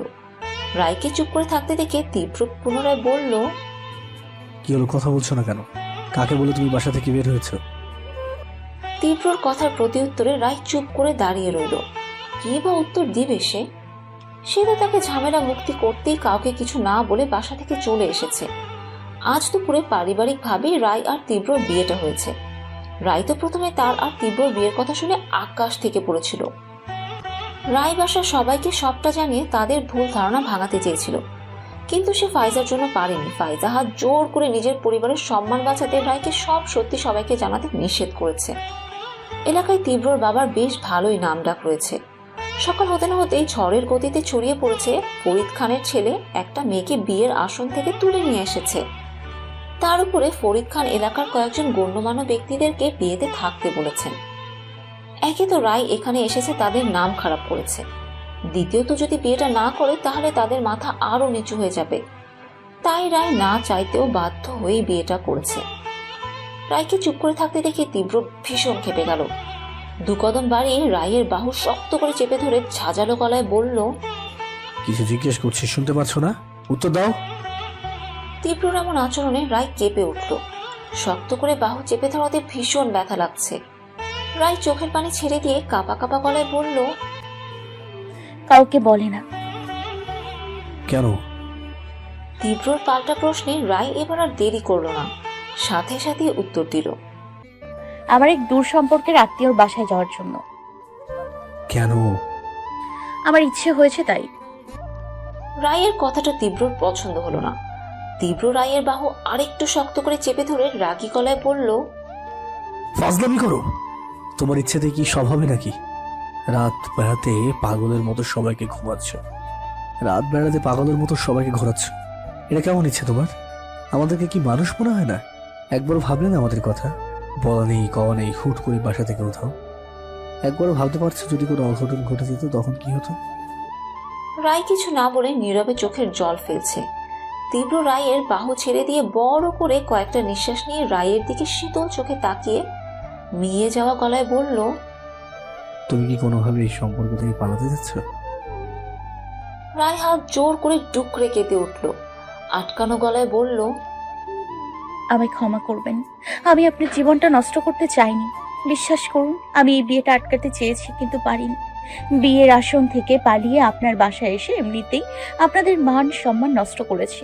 আমি বিয়েটা আটকানোর চেষ্টা করেছি কিন্তু পারিনি। এক প্রকার বাধ্য হয়ে বিয়েটা করেছি। আমায় ক্ষমা করবেন, আমি আপনার জীবনটা নষ্ট করে দিলাম। চিন্তা করবেন না, আমি কখনো আপনাদের মাঝে এসে দাঁড়াবো না, কখনো আপনার কাছে স্ত্রীর অধিকার নিয়ে আসবো না। আমার জন্য কখনো আপনাদের কোনো ঝামেলা হবে না। আমিই তো ঝামেলার মূল কারণ। না থাকবো আমি আর না থাকবে ঝামেলা। আমি মরে গেলে কিছু একটা বলে সবাইকে বুঝ দিয়ে দেবেন। আমার আগে পরে তো কেউ নেই, তাই কোনো সমস্যা হবে না। আমি মরে গেলে আপুকে আমার তরফ থেকে সরি বলে দিন। আমার জন্য আপু আপনাকে ভুল বুঝলো, আপনাকেও সরি আমার কারণে আপনাদের মাঝে ঝামেলা হবার জন্য। আমি আর কিছু বলার আগে রায়ের গালে সজোরে একটা থাপ্পড় পড়ল। রায় গালে হাত রেখে কাঁপা কাঁপা গলায় বলে উঠল, ফাইজু তুই? ঘুটঘুটে অন্ধকারের মধ্যে ড্রয়িং রুমের সোফায় বসে দোয়া দুরুদ পড়ছে মুনিয়া বেগম। টেনশন আর ভয়ে তার কলিজা শুকিয়ে রয়েছে। রায় যে বাসা থেকে রাত বেরাতে বের হয়েছে সেটা শুধু তীব্র, তিহান, ফাইজা সে জানে। বাসার বড় দুই কর্তাকে তারা কথাটা জানায়নি। ফারুক খান কথাটা জানলে মুনিয়া বেগম না হয় ফারুক খানকে কোনো মতে সামলে নিবে, কিন্তু ফরিদ খান সে যদি জানতে পারে বিয়ের রাতে নতুন বউ কাউকে কিছু না বলে বাসা থেকে বের হয়েছে, তাহলে তো সে বাসায় তাণ্ডব শুরু করে দিবে। এসব ভাবতেই যেন মুনিয়া বেগমের শরীর কাঁটা দিয়ে উঠল। দেয়ালে টানানো ঘড়িটায় ঢং করে উঠতেই মুনিয়া বেগমের অস্থিরতা আরো বেড়ে গেল। রাত 1টা বেজে গেছে, এখনো কারো কোনো খবর নেই। রায়কে ওরা খুঁজে পেয়েছে কিনা সেটাও মুনিয়া বেগম জানে না। মুনিয়া বেগম বসে বসে হাঁসফাঁস করতে লাগলো। নিজের অস্থিরতা দূর করতে না পেরে পাশ থেকে মোবাইল হাতে তুলে নিল। তিহানের নাম্বার খুঁজে কল করার আগে একটা ভারী কণ্ঠ ভেসে এলো। কে ওখানে? কণ্ঠটা চিনতে মুনিয়া বেগমের ভুল হলো না। মুনিয়া বেগম কিছুটা ভয়ে ভয়ে বলল, দাদা আমি। ফরিদ খান ড্রয়িং রুমের লাইট অন করে মুনিয়া বেগমের দিকে তীক্ষ্ণ দৃষ্টি নিক্ষেপ করে গম্ভীর গলায় বলল, এত রাতে এই অন্ধকারের মধ্যে বসে বসে কি করছো? ফরিদ খানের কথা শুনে মুনিয়া বেগমের হাত পা ঠান্ডা হয়ে আসছে। না জানি এখন সব সত্য তার সামনেই না চলে আসে। কথায় আছে না, যেখানেই বাঘের ভয় সেখানেই সন্ধে হয়। মুনিয়া বেগম কিছুটা তোতলিয়ে হাতে থাকা তসবিটা দেখিয়ে বলল, ঘুম আসছিল না, তাই এখানে এসে বসে তসবি করছি। মুনিয়া বেগমের কথাটা ফরিদ খানের বিশ্বাস হলো না। ফরিদ খান মুনিয়া বেগমের দিকে সন্দেহের চোখে তাকিয়ে বলল, তোমার ছেলেরা বাসায় আছে তো, নাকি রাতে বেড়াতে বাসা থেকে বের হয়েছে? মুনিয়া বেগম যে ভয়টা পাচ্ছিল সেটাই হলো। সে শুকনো ঢোক গিলে বলল, হ্যাঁ দাদা, ওরা রুমেই আছে। এত রাতে আর কোথায় যাবে? আপনি চাইলে চেক করে দেখতে পারে। থাক, তার আর দরকার নেই। মুনিয়া বেগম ফরিদ খানের হাতের থেকে পানির জগটা এক প্রকার ছিনিয়ে নিয়ে বলল, মাফ করবেন দাদা, আজ একেবারে মাথা থেকে বের হয়ে গেছে। আপনার রুমে পানি রাখার কথা। আপনি যান, আমি পানি নিয়ে আসছি। সমস্যা নেই, সারাদিন যেই দখল গেছে তোমার উপর, বড় ছেলের বিয়ে বলে কথা। ফরিদ খান তাচ্ছিল্যের ভাবে শেষের কথাটা বলে নিজের রুমের দিকে পা বাড়ালো। ফরিদ খান যেতে মুনিয়া বেগম বড় করে একটা নিঃশ্বাস নিল। এতক্ষণে যেন তার দম আটকে ছিল। কিচেনের দিকে পা বাড়াতে বাড়াতে বিড়বিড় করে বলল, বাদর ছেলেগুলো আয় আজ বাসায়, তোদের আমি দেখে নেব। রাস্তার পাশে একটা বেঞ্চের উপর বসে রয়েছে রায়। তার সামনে কোমরে হাত রেখে দাঁড়িয়ে ফোঁস ফোঁস করছে ফাইজা। ফাইজা তেজি গলায় বলে উঠল, ইডিয়েট, মাথা মোটা, তুই ওই রুমা শাকচুন্নির কথা বিশ্বাস করে বাসা থেকে বের হয়ে গেলি? একবারও আমায় কথাটা জানানোর প্রয়োজন মনে করলি না? তোর কি মনে হয় আমি সব জেনে শুনে তোকে ভাইয়ার সাথে বিয়ে দিয়েছি? দেখ রাইজু, আমি তোকে আগেও বলেছি, এখনো বলছি, তুই আমার বোনের মতো। তোকে সব সময় আমার বেস্ট প্লাস বোন মনে করি। আর ভাইয়া, সে তো আমার বড় ভাইয়ের মতো। আমি কখনোই চাইবো না আমার একটা ভুলের কারণে তোদের জীবনে কোনো কষ্ট হোক। কি করে পারলি তুই একটা অজানা মেয়ের কথা শুনে এমন একটা সিদ্ধান্ত নিতে? রুমা তীব্রর আত্মীয়, তীব্রকে অনেক আগে থেকে পছন্দ করে। তীব্রর বিয়ের দাওয়াত পেয়ে পরিবার সহ তীব্রদের বাসায় আসে। আড়ি পেতে তিহান আর ফাইজার কথা শুনে রায়ের পুরো ব্যাপারটা বুঝতে পারে। সুযোগ বুঝে রায়কে একা পেয়ে রায়ের সামনে কেঁদে কেঁদে বলে তীব্রর সাথে তার সম্পর্ক আছে। তীব্র রায়কে বাঁচাতে একমাত্র বাধ্য হয়ে বিয়েটা করেছে। তীব্র নিজের সম্পর্কে বানিয়ে বানিয়ে ইচ্ছে মতো কথা শুনিয়ে দেয় রায়কে। রায়ের হাত আঁকড়ে ধরে কান্না করে বিনতি করে বলে তাদের জীবন থেকে চলে যেতে। সব শুনে রায়ের মাথায় যেন আকাশ ভেঙে পড়ে। তার জন্য দুটো মানুষ কষ্ট পাচ্ছে, তার জন্য তাদের একটু একটু করে গড়ে ওঠা সম্পর্ক স্বপ্ন ভেঙে যাবে, তা সে কখনোই চায় না। তাই তো সে সবার অগোচরে রাতের আধারে বাসা থেকে বের হয়ে গেছে। প্রথমে রায় ফাইজাকে কিছুই বলতে চায়নি। ফাইজার জোরাজুরিতে বাধ্য হয়ে ফাইজাকে সব বলে ফাইজার কথা শুনে রায় কোনো কথা না বলে নীরবে চোখের জল ফেলছে। রায়কে চুপ করে থাকতে দেখে ফাইজা ধমক দিয়ে বলল, এখনো স্ট্যাচু হয়ে বসে রয়েছিস কেন? বাসায় যাওয়ার ইচ্ছা নাই নাকি? তিহান ফাইজাকে থামিয়ে দিয়ে বলল, ফাইজা, হচ্ছেটা কি? ভাবি বাসায় চলো, অনেক রাত হয়েছে, মা আমাদের জন্য অপেক্ষা করছে। তিহানের কথায় রায়ের মাঝে কোনো ভাবান্তর হলো না। সে আগের মতোই বসে রইল। একবার বাসা থেকে কাউকে কিছু না বলে বের হয়ে পুনরায় সেই বাসায় কোন মুখ নিয়ে যাবে সে? তীব্র রায় থেকে কিছুটা দূরে দাঁড়িয়েছিল। রায়কে একইভাবে বসে থাকতে দেখে কোনো কথা না বলে বড় বড় কদম ফেলে রায়ের সামনে এসে ঝড়ের গতিতে রায়কে কোলে তুলে নিল। তীব্রর কাজে রায় হকচকিয়ে গেল। মুহূর্তে নামার জন্য ছটফট করতে লাগলো। কিছু বলার জন্য মুখ খোলার আগে তীব্র রায়ের দিকে রাগে চোখে তাকিয়ে গম্ভীর গলায় বলল, ফাইজা, তোমার বান্ধবীকে বলে দাও এত রাতে এখানে দাঁড়িয়ে তার কান্না দেখার ইচ্ছে আমাদের কারণ নেই। যত কাঁদতে ইচ্ছা হয় সেই জন্য বাসায় বসে কাঁদে। তীব্রর কথা ও কাজে তিহান ফাইজা মিট মিট করে হাসতে লাগলো। আর রায় হা করে তীব্রর মুখের দিকে তাকিয়ে রইল। তীব্র পিছনে কাঁচো মাচো করে দাঁড়িয়ে রয়েছে রায়। মুনিয়া বেগম রায়ের দিকে তাকিয়ে গম্ভীর গলায় বলল, বাড়ির কাগজ না বলে কোথায় গিয়েছিলে তুমি? মুনিয়া বেগমের কথার প্রতি উত্তরে রায় মাথা নিচু করে চুপ করে রইল। রায়কে কিছু বলতে না দেখে তীব্র চিবিয়ে চিবিয়ে বলল, ছোট মা, তোমার নতুন বউকে পাগলা মশাই কামিয়ে ইনভাইট করেছিল তাদের সাথে পার্টি করার জন্য। তাই পাগল হয়ে রাতে বেড়াতে রাস্তার মশাদের সাথে পার্টি করতে গিয়েছিল। মুনিয়া বেগম তীব্রর দিকে চোখ রাঙিয়ে তাকিয়ে ধমক দিয়ে বলল, চুপ কর তুই। নিশ্চয়ই তুই উল্টাপাল্টা কিছু বলে মেয়েটার মাথা খারাপ করে দিয়েছিস, তাই সে তোর সাথে রাগ করে বাসা থেকে বের হয়ে গেছে। তীব্র বিড়বিড় করে বলল, ওর মাথায় এমনিতে খারাপ, তোর মাথায় নতুন করে কি খারাপ হবে? কথাটা মুনিয়া বেগম না শুনলেও রায় ঠিকই শুনতে পেল। মুনিয়া বেগম তীব্রর দিকে কপালে ভাঁজ ফেলে তাকিয়ে বলল, কিছু বললি? তীব্রর সাথে সাথে দুদিকে মাথা নাড়িয়ে না করল। মুনিয়া বেগম রায়ের মাথায় মমতার হাত বুলিয়ে কোমল গলায় বলল, তোমাদের মাঝে কি হয়েছে তা আমি জানি না মা, আর না জানতে চাইবো। শুধু এতটুকুই বলবো, বিয়ে হলো এক পবিত্র বন্ধন। তোমরা একে অপরের সাথে পবিত্র বন্ধনে আবদ্ধ হয়ে একে অপরের পরিপূরক হয়ে গেছো। শোনো মা, একটা কথা বলি, জীবনে চলার পথে একে অপরের সাথে ছোট ছোট ঝগড়া, লড়াই, মান অভিমান হতেই থাকবে। তাই কখনো রাগ করে দূরে যাওয়ার কথা মাথায় আনবে না। মনে রাখবে, মান অভিমান ভালোবাসা কমায় না, আর বাড়িয়ে তোলে। রাত 3:15। বেডের একপাশে জড়সড় হয়ে বসে রয়েছে রায়। না চাইতেও চোখ দিয়ে গড়িয়ে পড়ছে নোনা জল। ভাগ্য তাকে আজ কোথা থেকে কোথায় এনে দাঁড় করিয়েছে। ভাগ্যের কি নির্মম পরিহাস। কাজে বাসায় অভাগা হয়ে আশ্রয় নিয়েছিল, আজ সে বাসাতেই বউ। হঠাৎ ফাহাদের কথা মনে পড়ে গেল। সারাদিনের টেনশনে বড় টেনশন ফাহাদের কথা তো ভুলেই গেছিল। ফাহাদের কথা মনে পড়তেই চোখে মুখে ভয়ের ছাপ চলে আসলো। মনে মনে নানান কথা ভাবতে লাগলো। ফাহাদ কি তাকে খুঁজছে? তার থেকে পালিয়ে বেড়ানোর কারণে ফাহাদ রায়কে নানানভাবে শাস্তি দিত।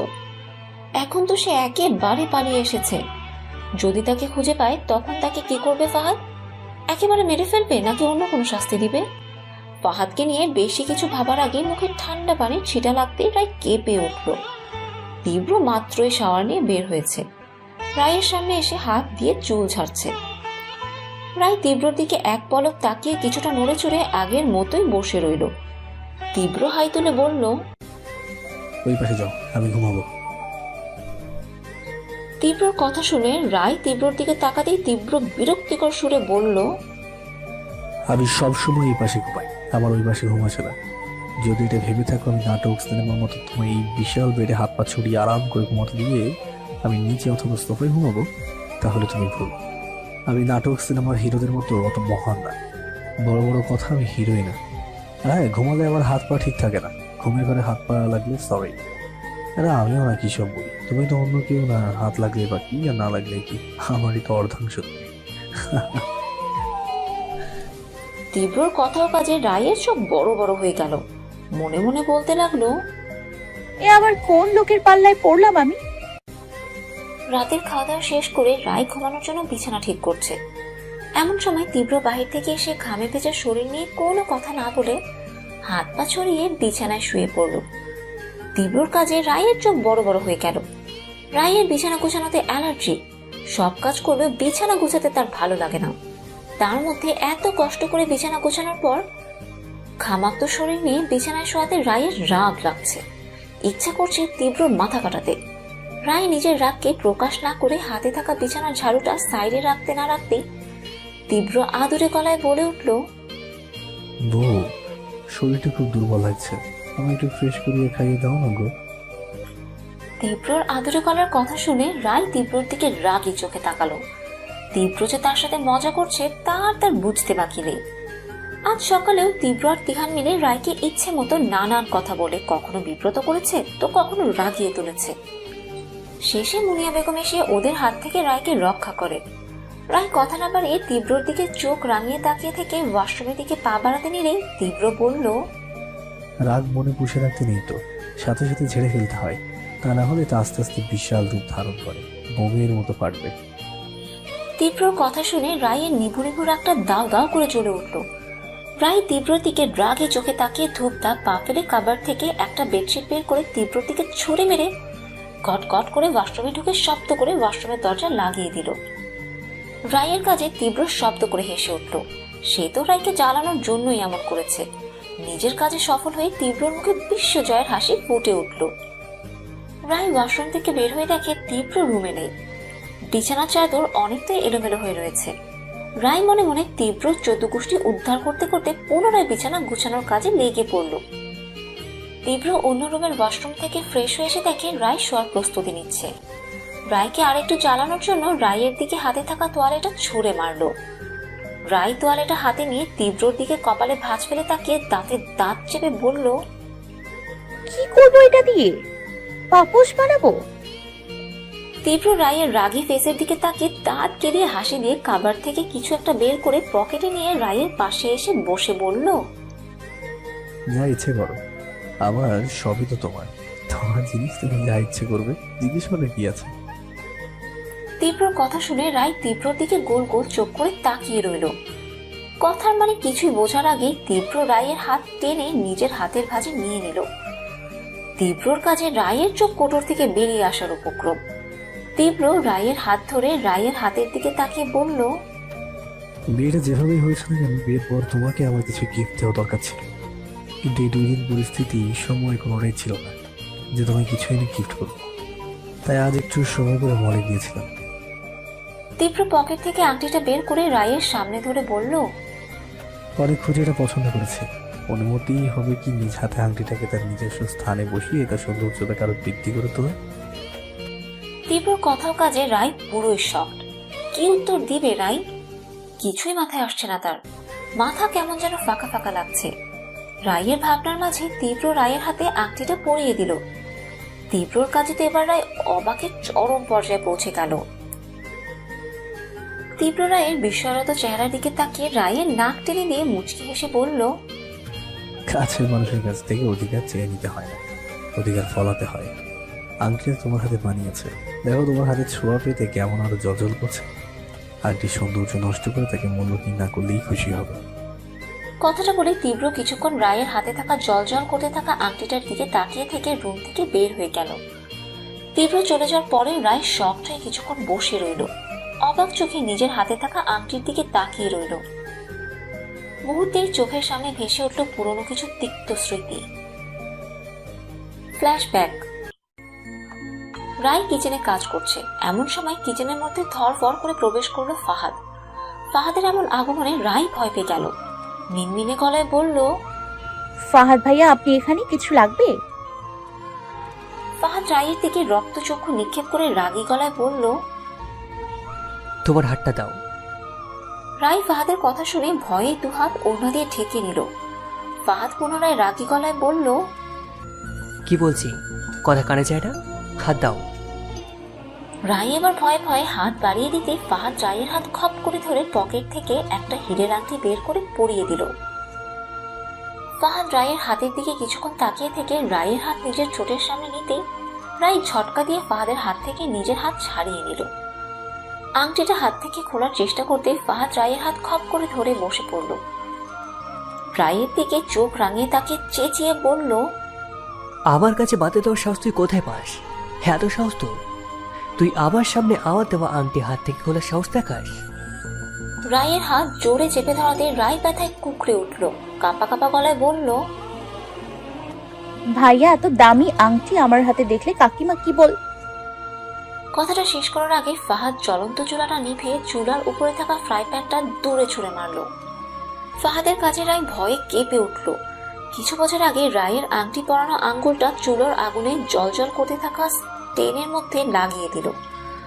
সাথে সাথে রায় গগন ফাটানো চিৎকার দিয়ে উঠল। ফাহাদ অপর হাত দিয়ে রায়ের মুখ চেপে ধরে ফিস ফিস করে বলল, ডোন্ট সাউন্ড। এটা হলো আমার ভালোবাসার চিহ্ন, ছুটে ফেলে দেওয়ার চেষ্টা করার শাস্তি। এবার তো শুধু আঙুল পুড়িয়ে দিয়েছি, দ্বিতীয়বার আংটি খোলার সাহস থাকলে না থাকবে আংটি, আর না থাকবে আংটি পরার আঙুল। বর্তমান।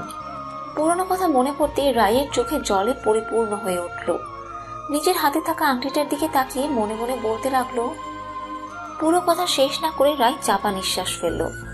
রায় ড্রয়িং রুম গুছাচ্ছে। কলিং বেলের শব্দ পেয়ে রায় হাতের কাজ রেখে দরজা খুলতে হুড় হুড় করে কয়েকজন লোক ভিতরে প্রবেশ করলো। তাদের কাজে রায় কিছুটা ঘাবড়ে গেল। মনের মধ্যে সাহস সঞ্চয় করে রাগী গলায় বলল, কারা আপনারা? আজব তো, বলা নেই কওয়া নেই বাসার ভেতর ঢুকে পড়লেন। বের হন বাসা থেকে। রায়ের কথা যেন লোকগুলো শুনেও শুনল না। তারা সে আগের মতো একইভাবে রায়কে ঘিরে দাঁড়িয়ে রইল। রায় পুনরায় ঝাঁঝালো গলায় বলল, কি হলো, কথা কানে যাচ্ছে না? বের হন। রায় পুরো কথা শেষ করার আগে একটা শীতল কণ্ঠ ভেসে এলো, আমার ভালোবাসা কি কমতে ছিল রায় পাখি? আমি তো তোমাকে পাগলের মতোই ভালোবেসেছিলাম, তাহলে কেন আমাকে ছেড়ে চলে আসলে? কণ্ঠটা চিনতে রায়ের একটুও ভুল হলো না। ফাহাদের শীতল কণ্ঠটা যেন রায়ের শরীরটা কাটা দিয়ে উঠছে। রায় ঘুরে ফাহাদের দিকে তাকিয়ে কাঁপা কাঁপা গলায় বলল, আপনি? ফাহাদ বাঁকা হেসে রায়ের দিকে রক্তচক্ষু করে তাকিয়ে বলল, কি ভেবেছিলে আমার হাত থেকে পালিয়ে বাঁচতে পারবে? পালিয়ে আর কয়দিন বাঁচতে পারলে পাখি? দেখলি তো 3 দিনে 3 মাথায় তোমাকে কেমন করে খুঁজে বের করলাম। ফাহাদের কথা শুনে রায় ভয়ে ঠক ঠক করে কাঁপতে লাগলো। ফাহাদ রায়ের অবস্থা দেখে বাঁকা হেসে বলল, আমার এন্ট্রিতে এমন করছো, পুরো পিকচার দেখালে কি করবে পাখি? ফাহাদ একটা রহস্যময় হাসি দিয়ে শীষ বাজাতে দুজন লোক সেন্সিং রক্তাক্ত একজনকে টানতে টানতে বাসার ভিতরে প্রবেশ করলো। লোকটার রক্তাক্ত চেহারা দেখে রায় শকড হয়ে দাঁড়িয়ে রইল। রায়ের চোখ দিয়ে আপনা আপনি জল গড়িয়ে পড়ল। অস্ফুট স্বরে বলে উঠল, তীব্র? রায় তীব্র দিকে পা বাড়াতে নিলেই ফাহাদ এসে রায়ের পথ আটকে দাঁড়ায়। কিছুক্ষণ রায়ের দিকে অগ্নি দৃষ্টিতে তাকিয়ে থেকে রায়ের গাল চেপে ধরে চেঁচিয়ে বলল, বলেছিলাম না তোর মুখে যেন কোনো ছেলের নাম না শুনি? কোন সাহসে তুই অন্য ছেলের নাম নিয়েছিস? ফাহাদের কাজে রায় ছটফট করতে লাগলো। রায় ফাহাদের হাত থেকে ছাড়া পাবার চেষ্টা করতে ফাহাদ আরো জোরে রায়ের গাল চেপে ধরে ফিসফিস করে বলল, তীব্র, ফরফর করছো? যত খুশি করে নাও, একটু পর ফরফর তো দূর, সোজা হয়ে দাঁড়ানোর শক্তি পাবে না। ফাহাদ কথাগুলো বলে তীব্রর দিকে এক পলক তাকিয়ে বাঁকা হেসে রায়ের গাল ছেড়ে দিল। ফাহাদের হাত থেকে ছাড়া পেতে রায় ফাহাদের সামনে হাত জোর করে বলল, প্লিজ ওনাকে ছেড়ে দিন। আপনি যা বলবেন আমি তাই শুনবো। যেখানে যেতে বলবেন সেখানেই যাব, যেখানে চলতে বলবেন সেখানেই চলবো। একটু টু শব্দ করবো না। তারপরেও ওনার কোনো ক্ষতি করবেন না। প্লিজ ওনাকে ছেড়ে দিন। রায়কে অন্য ছেলের জন্য কান্না করতে দেখে ফাহাদের মাথায় রক্ত উঠে গেল। কিছুক্ষণ দু হাতে নিজের চুল টেনে সাইকোদের মতো ঘাড় এদিক সেদিক ঘুরিয়ে ঘাড় বাঁকা করে রায়ের দিকে তাকিয়ে দাঁতের দাঁত চেপে বলল, ছেলেটা কে তোর, যার জন্য এত মায়া হচ্ছে? তো চোখে আমি ছেলেটার জন্য মায়া ভালোবাসা সব দেখতে পাচ্ছি। তোর সব অন্যায় সহ্য করলেও এই অন্যায়টা আমি সহ্য করতে পারছি না। তুই শুধু আমার, তোর চোখে আমার জন্য ডর, ভয়, মায়া, ভালোবাসা সবকিছু থাকবে। অন্য ছেলের জন্য থাকবে কেন? শেষের কথাটা ফাহাদ চেঁচিয়ে বলেই দেয়ালে সজোরে ঘুষি মারল। ফাহাদের কাজে রায় সহ বাকি সবাই কেঁপে উঠল। ফাহাদ সাপের মতো ফোঁস করতে করতে নিজের কাছে থাকা রিভলভারটা বের করে তীব্রর দিকে তাক করে বলল, না থাকবে এই লোক, আর না থাকবে এই লোকের জন্য আমার পাখির চোখে কোনো মায়া ভালোবাসা। কথাটা বলে এক মুহূর্ত দেরি না করে ফাহাদ তীব্রর বুক বরাবর শুট করলো। ফাহাদের কাজে রায় স্ট্যাচু হয়ে গেল। পলকহীন তাকিয়ে রইল তীব্রর বুকের কাছে রক্তে ভিজে যাওয়া শার্টের দিকে। ফাহাদ দ্বিতীয়বার শুট করতেই রায় গগন ফাটানো চিৎকার দিয়ে বলে উঠল, তীব্র! সাথে সাথে চমকে উঠল রায়। ঘুম ছুটে যেতেই রায় ধরফর করে উঠে বসলো। রায় ঘেমে এনে একাকার হয়ে গেছে। বুকের ভেতর কেমন ধরফর করছে, মনে হচ্ছে এখনই হৃৎপিণ্ডটা বাইরে বের হয়ে আসবে। তীব্রকে নিয়ে এমন একটা ভয়ঙ্কর স্বপ্ন দেখে ভয়ে রায়ের গলা শুকিয়ে কাঠ হয়ে গেছে। রায় সাইড টেবিলের উপর থেকে পানির গ্লাস হাতে নিয়ে ঢক ঢক করে পানি পান করে গলাটা ভিজিয়ে নিল। রায় নিজেকে কিছুটা শান্ত করে রুমের চারপাশে চোখ বুলিয়ে তীব্রকে খুঁজতে লাগলো। রুমের কোথাও তীব্র নেই। তীব্রকে এক পলক দেখার জন্য রায়ের মনটা ছটফট করতে লাগলো। কেন সেটা সে নিজেও জানে না। রায় তড়িঘড়ি করে বেড থেকে নেমে দরজার দিকে পা বাড়াতে নিলে তীব্র তোয়ালে দিয়ে মাথা মুছতে মুছতে ওয়াশরুম থেকে বের হলো। রায়কে দাঁড়িয়ে থাকতে দেখে তীব্র রায়ের দিকে তাকিয়ে মিষ্টি একটা হাসি দিয়ে বলল, গুড মর্নিং। রায় বড় বড় কদম ফেলে তীব্রর দিকে এগিয়ে গিয়ে ভীত কণ্ঠে বলল, আপনি ঠিক আছেন? রায়ের কাজে তীব্রর কপালে ভাঁজ পড়ে গেল। রায়ের দিকে তাকিয়ে অবাক কণ্ঠে বলল, আমার আবার কি হবে? আমাকে কি দেখে তোমার অসুস্থ মনে হচ্ছে? তীব্রর বাঁকা কথা শুনে রায় মাথা নিচু করে ফোঁস করে নিঃশ্বাস ফেলল। তীব্রকে নিয়ে অমন একটা বাজে স্বপ্ন দেখার কারণে যে তীব্রকে দেখতে রায় আনমনে এমন একটা প্রশ্ন করে বসেছে, সেটা কিভাবে বলবে সে? তুমি ঠিক আছো? তীব্রর কথা শুনে রায় মুখ তুলে তীব্রর দিকে তাকালো। রায়ের শুকনো ভীত চেহারাটা দেখে আস্তে আস্তে তীব্রর কপালের ভাঁজ চলে গেল। হাতে থাকা তোয়ালেটা গলায় ঝুলিয়ে রায়ের কপালে গলায় হাত ছুঁয়ে চিন্তিত সুরে বলল, কি হয়েছে তোমার? মুখটা এমন শুকনো দেখা যাচ্ছে কেন? জ্বর আসছে? শরীর খারাপ লাগছে? রায় নিজের জন্য তীব্রকে এমন ব্যস্ত হতে দেখে তার চোখ ভিজে উঠল। তার বাবা মা মারা যাবার পর একমাত্র ফাইজা তার কিছু হলে ব্যস্ত হয়ে পড়ত। রায় কাঁপা কাঁপা গলায় বলল, আমি ঠিক আছি। রায়ের কথা শুনে তীব্র ধমক দিয়ে বলল, বলতে হলো ঠিক আছো? চেহারা দেখে বোঝা যাচ্ছে যে তুমি ঠিক নেই। আবার বড় বড় কথা, আমি ঠিক আছি। শেষের কথাটা তীব্র রায়কে ব্যঙ্গ করে বলল। তীব্রর কাজে রায়ের ঠোঁটের করে হাসির রেখা ফুটে উঠল। ওনার কোনা দিয়ে চোখের জলটা গড়িয়ে পড়ার আগেই মুছে নিয়ে বলল, একটা প্রশ্ন করব? তীব্রর কপালে ভাঁজ ফেলে রায়ের মুখের দিকে তাকিয়ে গম্ভীর গলায় বলল, করো। কাউকে বাঁচাতে যদি কেউ কারোর মনে কষ্ট দেয় তাহলে কি খুব বেশি ক্ষতি হয়? রায়ের কথা শুনে তীব্র রায়ের দিকে কোমল দৃষ্টি নিক্ষেপ করে বলল, সেটা নির্ভর করে সামনের মানুষটার উপর। সামনের মানুষটা যদি নিজের জীবন উপেক্ষা করে তোমায় আগলে রাখতে চায়, তাহলে আমি বলবো তাকে কষ্ট না হতে পারে ভালো। কেন হতে পারে তোমার দেওয়া আঘাত নিয়ে সে জিন্দা লাশ হয়ে বেঁচে যাচ্ছে। কথাটা বলে তীব্র চলে যেতে নিয়ে পিছন দিকে ঘুরে তাকিয়ে বলল, একটা কথা মনে রাখবে, বাঁচা মরা আল্লাহর হাতে। যার যেভাবে মৃত্যু আছে সেভাবেই হবে। কাউকে বাঁচিয়ে রাখতে গিয়ে তাকে মৃত্যু যন্ত্রণা না দেওয়াই ভালো। ফাইজা, ফাইজা, কোথায় তুমি? তাড়াতাড়ি রুমে এসো, আমার ফাইলটা খুঁজে পাচ্ছি না, প্লিজ একটু খুঁজে দাও। সকালবেলা মুনিয়া বেগম আর ফাইজা মিলে কিচেনে সবার জন্য নাস্তা বানাচ্ছে। তিহানের গলা ফাটানো আওয়াজের কথা শুনে ফাইজা কাঁদো কাঁদো ফেস করে মুনিয়া বেগমের দিকে তাকালো। মুনিয়া বেগম মিষ্টি হেসে ফাইজার মাথায় হাত বুলিয়ে দিয়ে বলল, যা মা, আমার ছোট্ট ছেলেটাকে একটু সব গুছিয়ে দিয়ে, বুঝিস তো ছোট মানুষ নিজের কাজ নিজে করতে পারে না। মুনিয়া বেগমের কথা শুনে ফাইজার মুখটা ছোট্ট হয়ে গেল। সুযোগ পেলে তার শাশুড়ি মা তাকে লজ্জা দেওয়া থেকে বিরত থাকে না। ফাইজা কিচেন থেকে ধূপটা পা ফেলে নিজের রুমের দিকে পা বাড়ালো। মনে মনে তিহানকে ডিটারজেন্ট ছাড়াই ধুয়ে দেবার প্রতিজ্ঞা করলো। নির্লজ্জ, বেহায়া, বেশরম, তোর লজ্জা করে না বাপ মায়ের সামনে সকাল সকাল এভাবে আমায় ডাকতে? কতবার বলেছি সবার সামনে এভাবে আমায় ডাকবি না। আমার কথা কি কানে যায় না?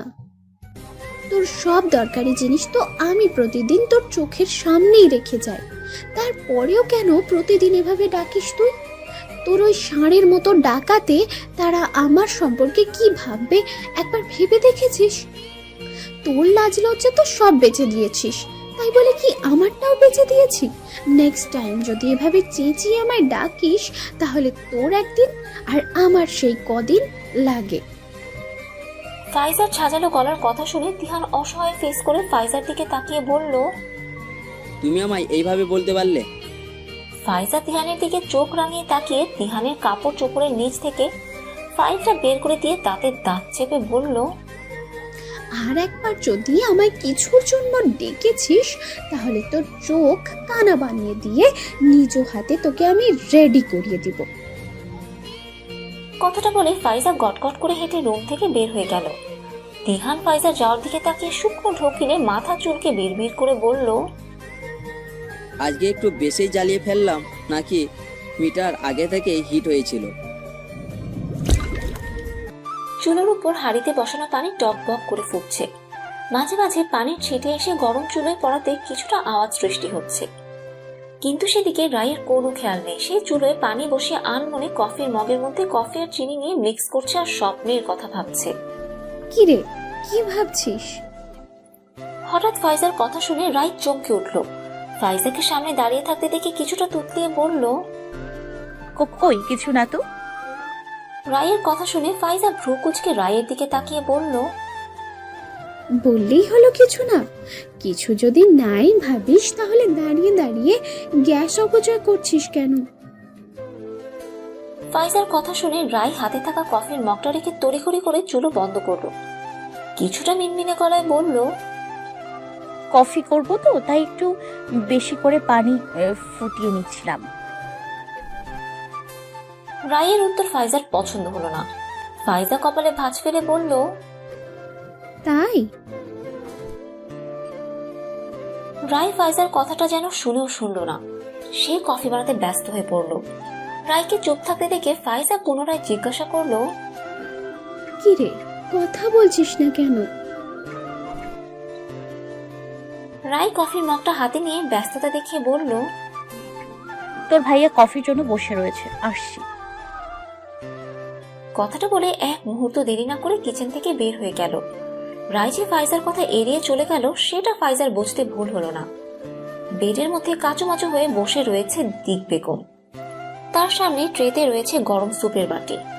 দিবা বেগম গরম স্যুপের বাটির দিকে তাকিয়ে বারবার শুকনো ঢোকিয়েছে আর অসহায় চোখে পাশে টুলের উপর বসে ফাহাদের দিকে তাকাচ্ছে। কিন্তু সেদিকে ফাহাদের কোনো ভাবান্তর নেই। ফাহাদ এক মনে তার হাতে থাকা ফোনের মধ্যে স্ক্রল করতে করতে বিরক্ত হয়ে বলল, ফুপি, তোমার এই ভীত চেহারা দেখতে দেখতে আমি টায়ার্ড হয়ে গেছি। প্লিজ এই নাটক অফ করো তো। অন্তত তুমি তো আমার সাথে একটু নর্মাল ব্যবহার করো। ফাহাদের কথা শুনে দিবা বেগমের চোখ কোটর থেকে বেরিয়ে আসার উপক্রম। মনে মনে বলতে লাগলো, বলে কি এই ছেলে, এর সাথে করব নর্মাল ব্যবহার?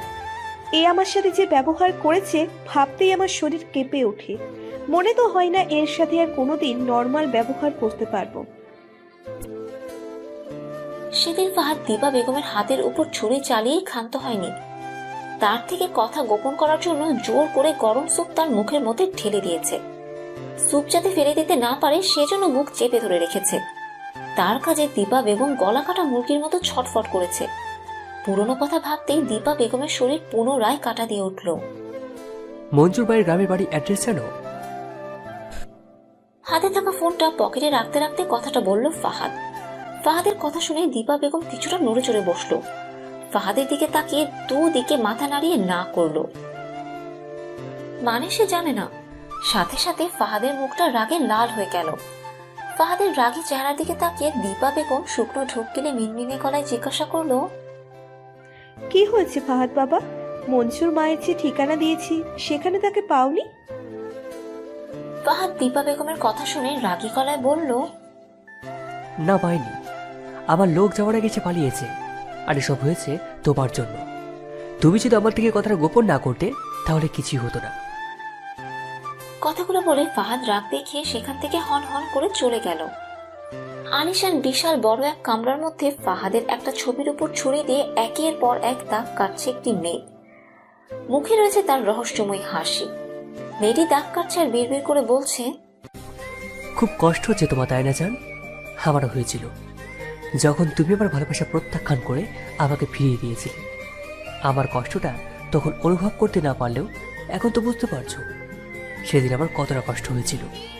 তুমি জানো জান, তোমার কষ্ট দেখলে, তোমার ওই অসহায় ফিসটা দেখলে এখন আর আমি আগের মতো কষ্ট পাই না। কেন যেন আর মনের মধ্যে একটা শান্তির স্রোত বয়ে যায়। তুমি জানো, আমি এখন চাই, খুব করে চাই তুমি আরো জ্বলে পুড়ে ছাড় খাড়াও। তোমার পাখির বিরহে এতটাই পড়েছে, তোমার মনের ঘরে তোমার পাখির জন্য তিলে তিলে গড়ে ওঠার সমস্ত শক্ত অনুভূতি তার বিরহে চলতে চলতে বিলীন হয়ে যায়। তারপর না হয় আমি এসে তোমার সেই পোড়া ঘরে নতুন করে আবার পাগলাটে ভালোবাসা দিয়ে একটু একটু করে গড়ে তুলব, যেখানে থাকবে শুধু আমার জন্য সকল অনুভূতি, শুধু আমার জন্য। অবশেষে তীব্রর অপেক্ষার প্রহর শেষ করে রায় কফির মগ হাতে নিয়ে রুমে প্রবেশ করলো। রায়কে আসতে দেখে তীব্র এমন একটা ভাব নিয়ে ল্যাপটপের দিকে তাকিয়ে রইল, মনে হচ্ছে সে খুব মন দিয়ে কাজের মধ্যে ডুবে রয়েছে। আশেপাশে কি হচ্ছে না হচ্ছে সেদিকে তার কোনো খেয়াল নেই। রায় কুটি কুটি পায়ে তীব্রর সামনে গিয়ে কাঁপা কাঁপা হাতে কফির মগটা তীব্রর দিকে বাড়িয়ে দিয়ে বলল, আপনার কফি। তীব্র ল্যাপটপের দিকে চোখ রেখেই ভাব নিয়ে বলল, তুমি তাহলে কফি নিয়ে এসেছো? আমি তো মনে করেছিলাম কফি বানাতে আজকে দিনটাই পার হয়ে যাবে। তীব্র কথাটা বলে ল্যাপটপের থেকে চোখ সরিয়ে মাথা উঁচু করে রায়ের চেহারার দিকে তাকালো। তীব্রর কথার প্রতি উত্তরে রায় কিছু না বলে চুপ করে দাঁড়িয়ে রইল। তীব্র রায়কে একটা মুচকি হাসি উপহার দিয়ে রায়ের হাত থেকে কফির মগটা নিতে গেলেই তীব্র হাসি খুশি মুখটা মলিন হয়ে গেল। রায়ের হাতের দিকে সূক্ষ্ম দৃষ্টি নিক্ষেপ করে গম্ভীর গলায় বলল, হাতে কি হয়েছে? তীব্রর গম্ভীর গলার কথা শুনে রায় নিজের হাতের দিকে তাকালো। হাতের এক জায়গায় কিছুটা লাল হয়ে গেছে। রায় মাথায় জোর দিয়ে মনে করার চেষ্টা করতে লাগলো কিভাবে হাতের এখানে লাল হয়েছে, কিন্তু কোনোভাবেই মনে করতে পারছে না। রায়ের ভাবনার মাঝে তীব্র নিজের কোল থেকে ল্যাপটপটা সাইডে রেখে উঠে দাঁড়ালো।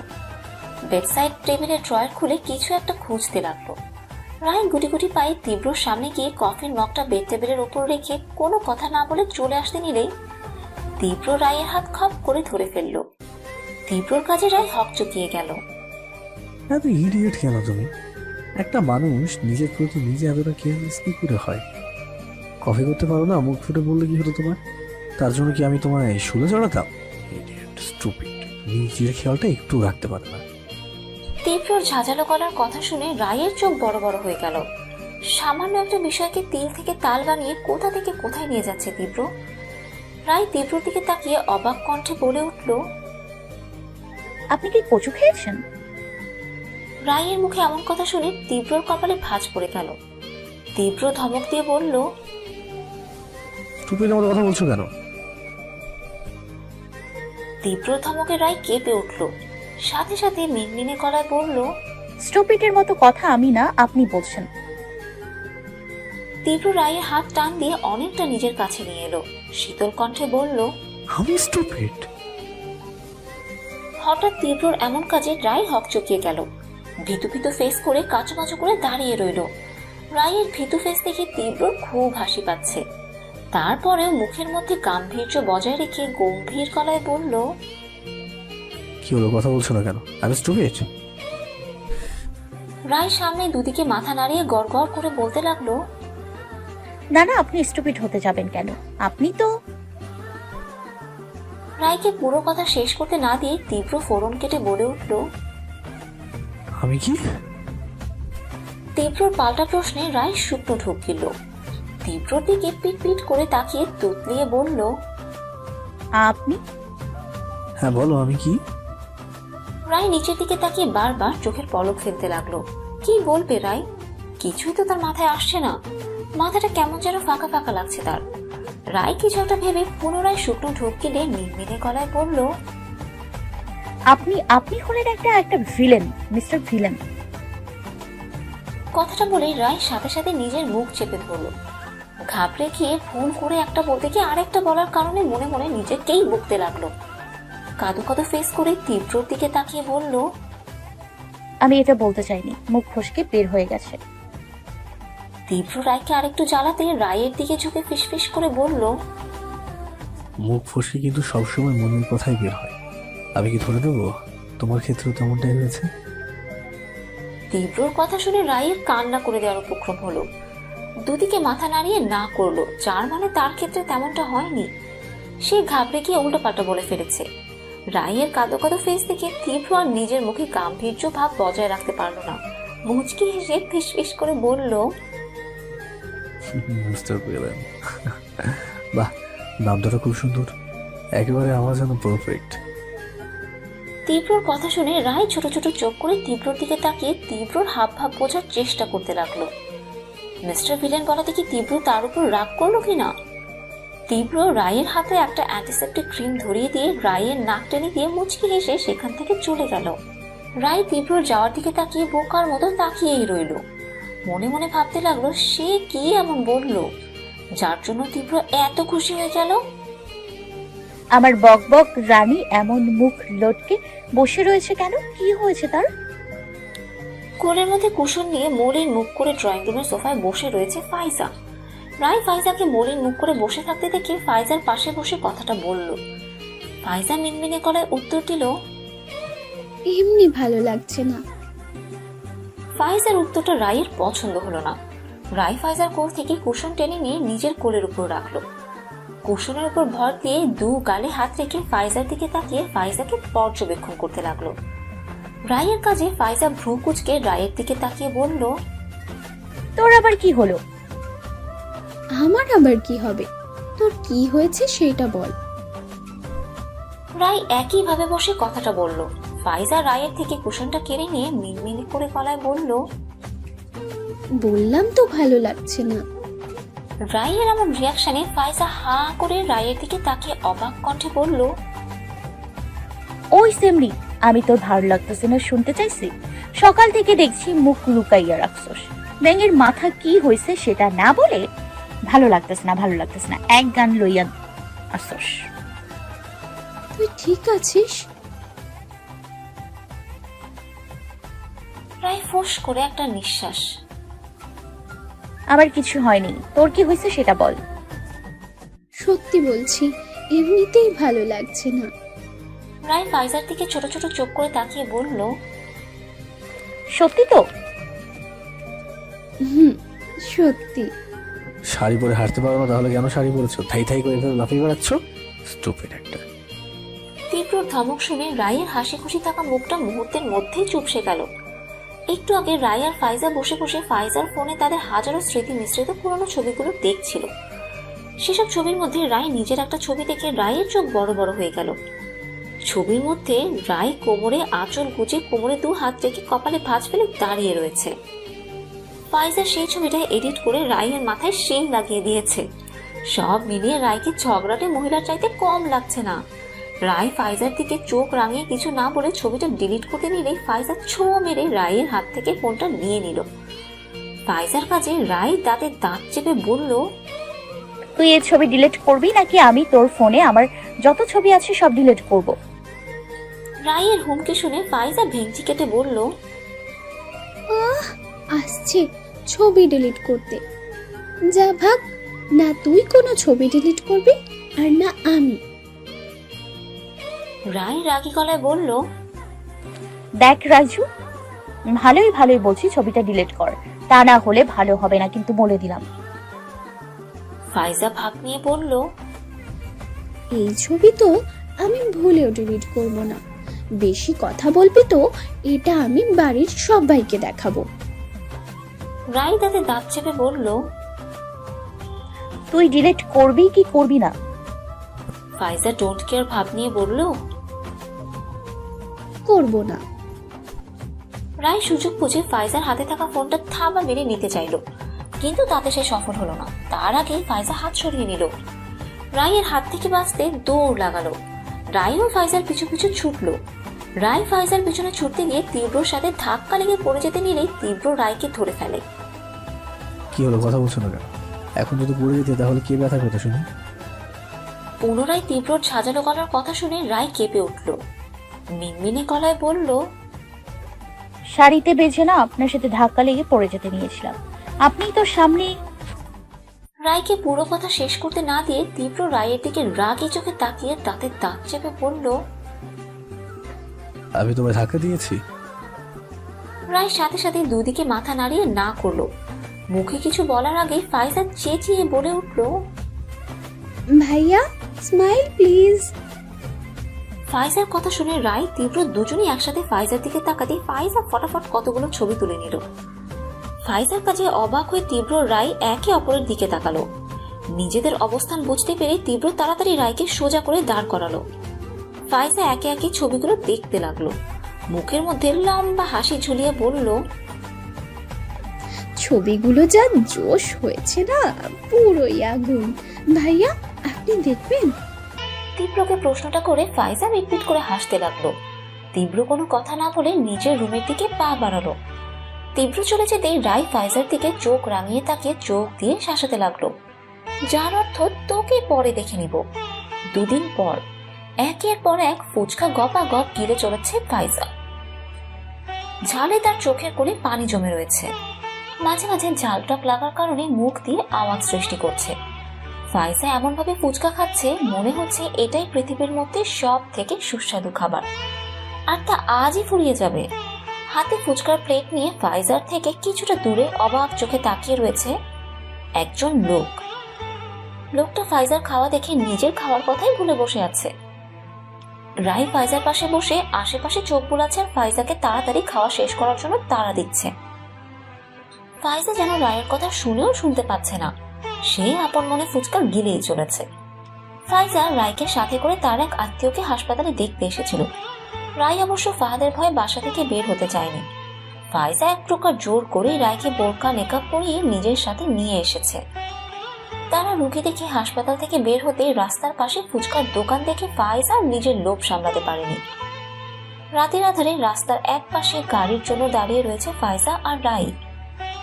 রাস্তাটা একেবারে জনমানবহীন, মাঝে মাঝে 2-1টা গাড়ি যাওয়া আসা করছে। বাসায় যাওয়ার পথে মাঝ রাস্তায় তাদের গাড়ি নষ্ট হওয়াতে তাদের এমন এক পরিস্থিতিতে পড়তে হয়েছে। অনেকক্ষণ ধরে গাড়ির জন্য দাঁড়িয়ে থাকার পরেও তারা কোনো গাড়ি পাচ্ছে না। রায় ফাইজার হাত জড়িয়ে ধরে দাঁড়িয়ে রয়েছে। ভয়ে সে ঘেমে নেই, একাকার হয়ে গেছে। ফাইজা আশেপাশে চোখ বুলিয়ে গাড়ি খুঁজছে আর একটু পরপর হাতে থাকা ঘড়িতে সময় দেখছে। ফাইজা নিজেও অনেক ভয় পাচ্ছে। এমন পরিস্থিতিতে সে আগে কখনো পড়েনি। নিজের চাইতে বেশি ভয় পাচ্ছে রায়কে নিয়ে। তারপরেও ফাইজা রায়কে নর্মাল রাখতে বলল, রাইজু, তুই এত ভীতু হলি কবে থেকে বলতো? রাত পেরাতে আমরা কি নতুন চলাফেরা করছি? এর আগে তো কতবার দেরি করে বাসায় গিয়েছি। রায় ভীতু গলায় বলল, তখনকার বিষয় আর এখনকার বিষয় আলাদা ফাইজু। তখন তো না ছিল কোনো ডর ভয়, না ছিল কোনো মুসিবত গলায় ঝুলানো। রায়ের কথা মানে ফাইজা বুঝতে পারলো রায় যে ভয়টা পাচ্ছে, নিজেও রায়কে নিয়ে সেই ভয়টাই পাচ্ছে। আগে যদি জানতো সে এমন কোনো পরিস্থিতিতে পড়বে তাহলে সে কখনোই রায়কে নিয়ে আসতো না। আরে এত চিন্তা করিস না, গাড়ি পেয়ে যাব। তুই যে ভয় পাচ্ছিস সেটা মাথা থেকে ঝেড়ে ফেল। এখানে ওই সাইকো কেন? সাইকোর ভূতও আসবে না। সাইকো থাকে কই, আর আমরা আছি কই? কথাটা শেষ করার আগে রায়ের নখ ফাইজার হাতে লাগতেই ফাইজার ব্যথায় শব্দ করে উঠল। ফাইজার হাতের দিকে তাকিয়ে কিছুটা জোর গলায় বলল, ওই ছেমরি, আমায় খামছাই তাছস কেন? জীবনে গোশত খাস নাই? রায় মৃদু কাঁপতে কাঁপতে কাঁপা কাঁপা গলায় বলল, ফাইজু, কি হয়েছে তোর? এমন করছিস কেন? রায় মুখে কিছু না বলে হাতের ইশারায় সামনের দিকে দেখালো। ফাইজা রায়ের দেখানো হাতের ইশারার দিকে তাকাতে তার চেহারায় ভয়ের ছাপ স্পষ্ট ফুটে উঠল। অস্পষ্ট গলায় বলল, সাইকো এখানে? গাড়ির সাথে হেলান দিয়ে হাতে থাকা জ্বলন্ত সিগারেট টান দিয়ে নাক মুখ দিয়ে ধোঁয়া উড়িয়ে চলেছে ফাহাদ। মাঝ রাস্তায় গাড়ি নষ্ট হওয়াতে সে চরম রেগে আছে। তার থেকে বেশি রেগে আছে একটু আগে কলে থাকা মেয়েটার উপর। মেয়েটাকে সামনে থাকলে হয়তো এতক্ষণে ফাহাদ মেয়েটার গালে কয়েকটা চড় থাপ্পড় লাগিয়েই বসত। ফ্ল্যাশব্যাক, মাঝ রাস্তায় গাড়ি নষ্ট হতে ফাহাদ গাড়িতে বসে বসে বিরক্ত হচ্ছে। ফাহাদ গাড়িতে বসে চোখ বুলিয়ে আশেপাশে পরিবেশটা দেখে নিল। মানুষজন তেমন না থাকায় গাড়ি থেকে নেমে গাড়ির সাথে হেলান দিয়ে দাঁড়ালো। জনমানবহীন রাস্তায় রাতের আধারে শরীরে মৃদু বাতাস লাগাতে সিংহ মনটা কিছুটা ফুরফুরে হয়ে উঠল। আশেপাশে চোখ বোলাতে এক জায়গায় চোখ স্থির হয়ে গেল। বোরকা পরা দুজন মহিলা জনমানবহীন রাস্তায় দাঁড়িয়ে রয়েছে। একজনের মাস্ক দিয়ে মুখ ঢাকা, আরেকজন মেকআপ দিয়ে মুখ ঢেকে রেখেছে। ল্যাম্পপোস্টের হলদেটা আলোতে দূর থেকে ফাহাদ মেকআপ পরা মহিলাটার দিকে তীক্ষ্ণ দৃষ্টি নিক্ষেপ করে তাকে পর্যবেক্ষণ করতে লাগলো। কেন যেন তার অবাধ্য মন বলছে এটাই তার পাখি। মস্তিষ্ক বলছে কিছুতেই না, একে দেখতেই মনে হচ্ছে চাচি খালাম্মাদের মতো বয়স্ক কে হবে। এই তোর পাখি কিছুতেই হতে পারে না। মন আর মস্তিষ্কের কথায় দোটানায় পড়ে গেল ফাহাদ। শেষে মন মস্তিষ্কের সাথে যুদ্ধ করতে করতে ফাহাদ আনমনে তাদের দিকে পা বাড়ালো। কয়েক কদম ফেলতেই তার ফোনটা বেজে উঠল। ফাহাদ ফোন বের করে সামনের দিকে কদম বাড়াতে বাড়াতে কল রিসিভ করে হ্যালো বলতে অপর পাশ থেকে একটা মিষ্টি সুর ভেসে এলো। কেমন আছো মাই হিরো? মেয়েটির কথা শুনে ফাহাদের পা থেমে গেল। কপালে ভাঁজ ফেলে গম্ভীর কণ্ঠে বলল, সরি। মেয়েটি অপর পাশ থেকে খুশি খুশি কণ্ঠে বলল, ও মাই আল্লাহ, আমার হিরো আমায় সরি বলছে। কি কিউট আমার হিরোটা। তোমার সরি বলতে হবে না জানো, আমি তোমার উপর একটুও রেগে নেই। আমি তো তোমায় অনেক অনেক লাভ করি। আমি কি তোমার উপরে রেগে থাকতে পারি বলো? মেয়েটির কথা শুনে ফট করেই ফাহাদের মাথা গরম হয়ে গেল। ফাহাদ তেজি গলায় বলল, এ মেয়ে, কে তুমি? পাগলের মতো উল্টো পাল্টা কিসব বলে চলেছ? মেয়েটা কিছুটা ন্যাকা কণ্ঠে বলল, বেবি, তুমি আমার সাথে এভাবে কথা বলছো কেন? তুমি কি আমার উপরে রেগে আছো? আচ্ছা বাবু, আই এম সরি। আর কখনো তোমায় রাগাবো না। Sorry sorry sorry. মেয়েটি আর কিছু বলার আগে ফাহাদ মেয়েটিকে ইচ্ছে মতো ঝেড়ে কল কেটে দিল। ফাহাদ ফোঁস করে নিঃশ্বাস ফেলে নিজেকে শান্ত করার চেষ্টা করতে লাগলো, কিন্তু তার আগে তার ফোনটা পুনরায় চেঁচিয়ে উঠল। ফাহাদ আননোন নাম্বার দেখে ফোন রিসিভ করে চেঁচিয়ে কিছু বলার আগে অপর পাশ থেকে পুনরায় মিষ্টি সুরে ভেসে এলো, সরি সরি সরি ভাইয়া, আসলে আমরা বান্ধবীরা মিলে ট্রুথ আর ডিয়ার খেলছিলাম, উল্টাপাল্টা এমন নাম্বার কল দিতে আপনার নাম্বারে লেগে যায়। Sorry for again. আমাদের মজার জন্য আপনার হয়তো সমস্যা হতে পারে, আপনার স্ত্রী অথবা গার্লফ্রেন্ডের সাথে থাকলে সন্দেহ করতে পারে, তাই পুনরায় ফোন করে সত্যিটা বলে দিলাম, সরি। মেয়েটি গড়গড় করে একা একাই সব বলে ফাহাদকে কিছু বলতে না দিয়ে লাইন কেটে দেয়। মেয়েটির কথায় ফাহাদের হুঁশ হলো, সে কোন উদ্দেশ্যে এদিকে পা বাড়িয়েছিল। প্রথমবার মেয়েটির গা জ্বালানো কথায় তার মাথায় যেন এলোমেলো হয়ে গিয়েছিল। ফাহাদ আশেপাশে চোখ বুলিয়ে বোরকা পরা মহিলাদের খুঁজে নিল, কিন্তু কোথাও তাদের দেখতে পেল না। নিজের লোকদের জিজ্ঞাসা করতে তারা বলল তারা তাদের দেখেনি। সব শুনে ফাহাদ নিজের রাগ কন্ট্রোল করতে না পেরে ফোনের মেয়েটাকে আরো কিছু কথা শোনানোর জন্য ওই নাম্বারে কল করলো, কিন্তু কল ঢুকলো না, নাম্বার বন্ধ। তাতেই যেন ফাহাদের রাগ আরো বেড়ে গেল। বর্তমান ফাহাদ সিগারেটের ধোঁয়া উপরের দিকে উড়িয়ে দিয়ে বিড়বিড় করে বলল, কতদিনের পালিয়ে বেরোবে পাখি? একদিন না একদিন তো এই ফাহাদের নিয়ে ফিরতে হবে তোমাকে, হোক সেটা জীবিত অথবা মৃত। ফাইজা ঘেমে এনে একাকার হয়ে গেছে, গলা শুকিয়ে কাঠ হয়ে গেছে। বাসায় এসে ঠক ঠক করে কয়েক গ্লাস পানি পান করেও যেন তার গলা ভিজেনি। তখন ফাহাদকে ওদের দিকে পা বাড়াতে দেখে দুজন প্রাণ পাখিটা ছুটোছুটি করা শুরু করে দিয়েছিল। সেখান থেকে যে পালাবে তারও কোনো উপায় ছিল না। ভাগ্য সহায় ছিল বলে ঠিক টাইমেই একটা খালি সিএনজি পাওয়াতে তাতে উঠে পড়েছিল। তোমার কি কোনো কাণ্ড জ্ঞান বলতে কিছুই নেই ফাইজা? কোন জ্ঞানে তুমি ভাবিকে সাথে করে নিয়ে গিয়েছিলে? আল্লাহ না করুক আজ যদি কিছু হয়ে যেত তখন কি করতে? তিহানের রাগী গলার কথা শুনে ফাইজা কাঁদো কাঁদো ফেস করে তিহানের দিকে তাকিয়ে মিনমিনে গলায় বলল, বুঝতে পারিনি তিহান এত দেরি হয়ে যাবে। ভেবেছি গাড়ি করে যাব আর আসবো, মাঝ রাস্তায় গাড়ি খারাপ হয়ে যত ঝামেলা হলো। কথাগুলো বলতে বলতে ফাইজা ফুপিয়ে কেঁদে উঠল। তিহান ফাইজার ভীতু ক্রন্দনরত মুখের দিকে তাকাতেই তার সব রাগ চলে গেল। তিহান বাসায় ফিরে ফাইজার মুখে সব শুনতে সে নিজের রাগ কন্ট্রোল করতে না পেরে ফাইজাকে বকাছকা করে কতগুলো কথা শুনিয়ে দিয়েছে।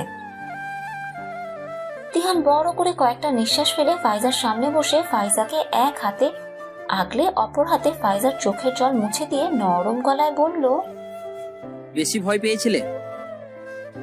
তিহানের নরম গলার কথা শুনে ফাইজা তিহানকে জড়িয়ে ধরে টুকরে কেঁদে উঠল।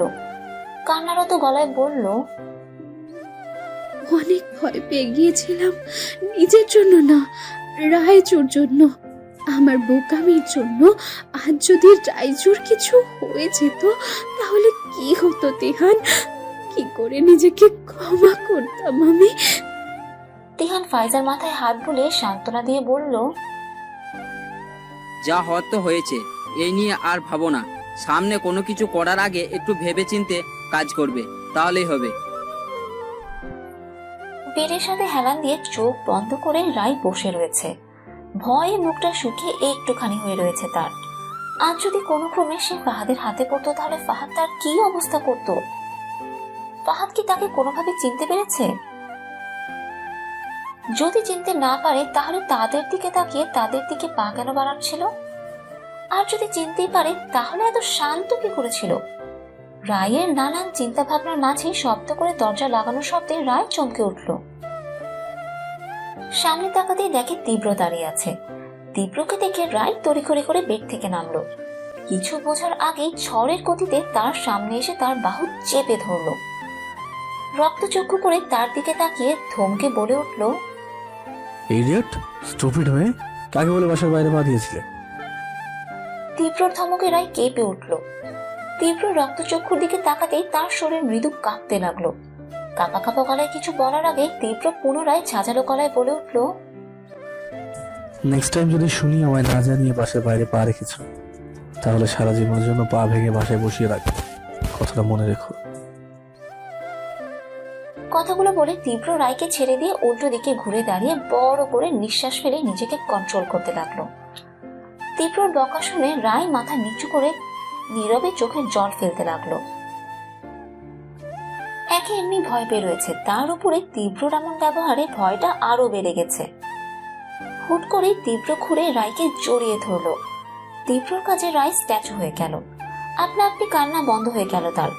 তীব্র রায়কে জড়িয়ে ধরে বিড়বিড় করে বলতে লাগলো, আর যদি তোমার কোনো ক্ষতি হয়ে যেত তখন কি হতো? কি করে নিজেকে সামলাতো?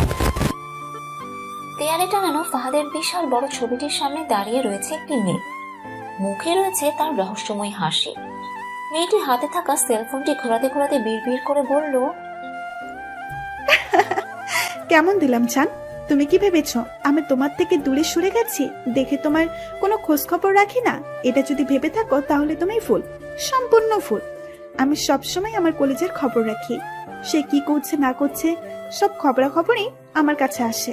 আর একটা সিক্রেট কি জানো চান? আমি শুধু তোমার না, তোমার ওই পাখির খবরও রাখি।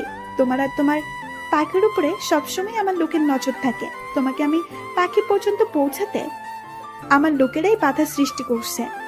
আর এইসবের বিন্দু মাত্র খবরও তুমি পাচ্ছ না, কেননা তুমি চলো ডালে ডালে আর আমি চলে পাতায় পাতায়। কথাগুলো বলে মেয়েটি রুম কাঁপিয়ে পাগলের মতো হাসতে লাগলো। পেটের এক কোণে ঝিম ধরে বসে রয়েছে রায়। তীব্রর ব্যাপারটা কেমন তার মাথার মধ্যে ঘুরপাক খাচ্ছে। তীব্রর এত সহজে সব মেনে নেওয়া, এত কেয়ার করা, হঠাৎ রেগে যাওয়া, নিজের অধিকার ফালানো, এসব কেমন যেন তার কাছে খটকা লাগছে। একটা মানুষ কি আসলেই এত ভালো হতে পারে? চেনা নেই জানা নেই একটা অ্যাক্সিডেন্টালি বিয়েতে সে তাকে কোনো সংকোচ ছাড়াই মেনে নিবে? একবারও তার ফ্যামিলি সম্পর্কে, তার নিজের সম্পর্কে কিছু জানতে চাইবে না? কিভাবে সম্ভব এসব? কিভাবে সম্ভব এসব? তীব্রর আজকের করা ব্যবহারে রায়ের আরো বেশি খটকা লাগছে। আজকে রায় তীব্রর চোখে যেমন রাগ দেখেছে তেমনি ভয়ও দেখেছে। তীব্রর চোখে সেটা কিসের ভয় ছিল সেটা রায় জানে না। আচ্ছা, তীব্র কি এইসব মন থেকে করছে, নাকি নামের বাধা সম্পর্কের দায়িত্ব পালন করতে? দরজায় নক করার শব্দে রায় তার ভাবনার জগৎ থেকে ফিরে আসে। দরজার দিকে তাকাতেই দেখে তিহান দাঁড়িয়ে আছে। তিহান রায়কে নিজের দিকে তাকাতে দেখে একটা মিষ্টি হাসি দিয়ে বলল, ভাবি আসবো? রায় নিজেকে সামনে নিয়ে ঠিক করে বসে বলল, হ্যাঁ ভাইয়া, দাঁড়িয়ে কেন, ভেতরে আসুন। তিহান ভিতরে ঢুকতে ঢুকতে বলল, কি করছিলে ভাবি? অসময়ে এসে ডিস্টার্ব করলাম না তো? রায় মুখের মধ্যে হাসির রেখা টেনে বলল, না না, ডিস্টার্ব কিসের, এমনিতেই বসেছিলাম। তিহান রায়ের থেকে অনেকটা দূরত্ব নিয়ে বসে বলল, ভাইয়াকে দেখছি না, সে কোথায়? তিহানের কথা শুনে রায়ের মুখটা একটুখানি হয়ে গেল। কি জবাব দিবে সে তিহানকে? সে তো জানেই না তীব্র কোথায়। তখন সে যে রাগ দেখিয়ে কোনো কথা না বলে রুম থেকে বের হয়ে গেছে, এখন অব্দি রুমে আসেনি। রায়কে চুপ করে থাকতে দেখে তিহান চাপা নিঃশ্বাস ফেলে বলল, আসলে ভুলটা আমার। পুরো কথা শেষ না করে তিহান থেমে গেল। আনমনে যে ভুল জায়গায় ভুল কথা বলে বসতে নিয়েছিল সেটা বুঝতে পেরে মনে মনে নিজেকে গালমন্দ করতে লাগলো। তিহান রায়ের দিকে তাকাতেই দেখলো রায় তিহানের দিকে প্রশ্নবোধক দৃষ্টিতে তাকিয়ে রয়েছে। তিহান রায়ের দিক থেকে চোখ সরিয়ে চাপা নিঃশ্বাস ফেলে বলল, জানো তো ভাবি, আমাদের এই পৃথিবীটা একটা রহস্যময়। এই রহস্যময় পৃথিবীতে কোনো কোনো প্রশ্নের উত্তর আমাদের জানা থাকে, আবার কোনোটা আমাদের খুঁজে বের করে নিতে হয়। রায় অবাক কণ্ঠে বলল, মানে? তিহান কথা ঘোরাতে বলল, এমনিতে ভাইয়া রাগটা একটু বেশি, সহজে রাগ করে না, আর রাগ করলে নিজের রাগকে কন্ট্রোল করতে পারে না। তুমি তো ওকে না জানিয়ে বের হয়েছিলে, তাই একটু কষ্ট পেয়েছে, তাই হয়তো রুড বিহেভ করে বসে রয়েছে। মিষ্টি করে একটা সরি বলে দিবে, দেখবে সব রাগ কোথায় উধাও হয়ে গিয়েছে।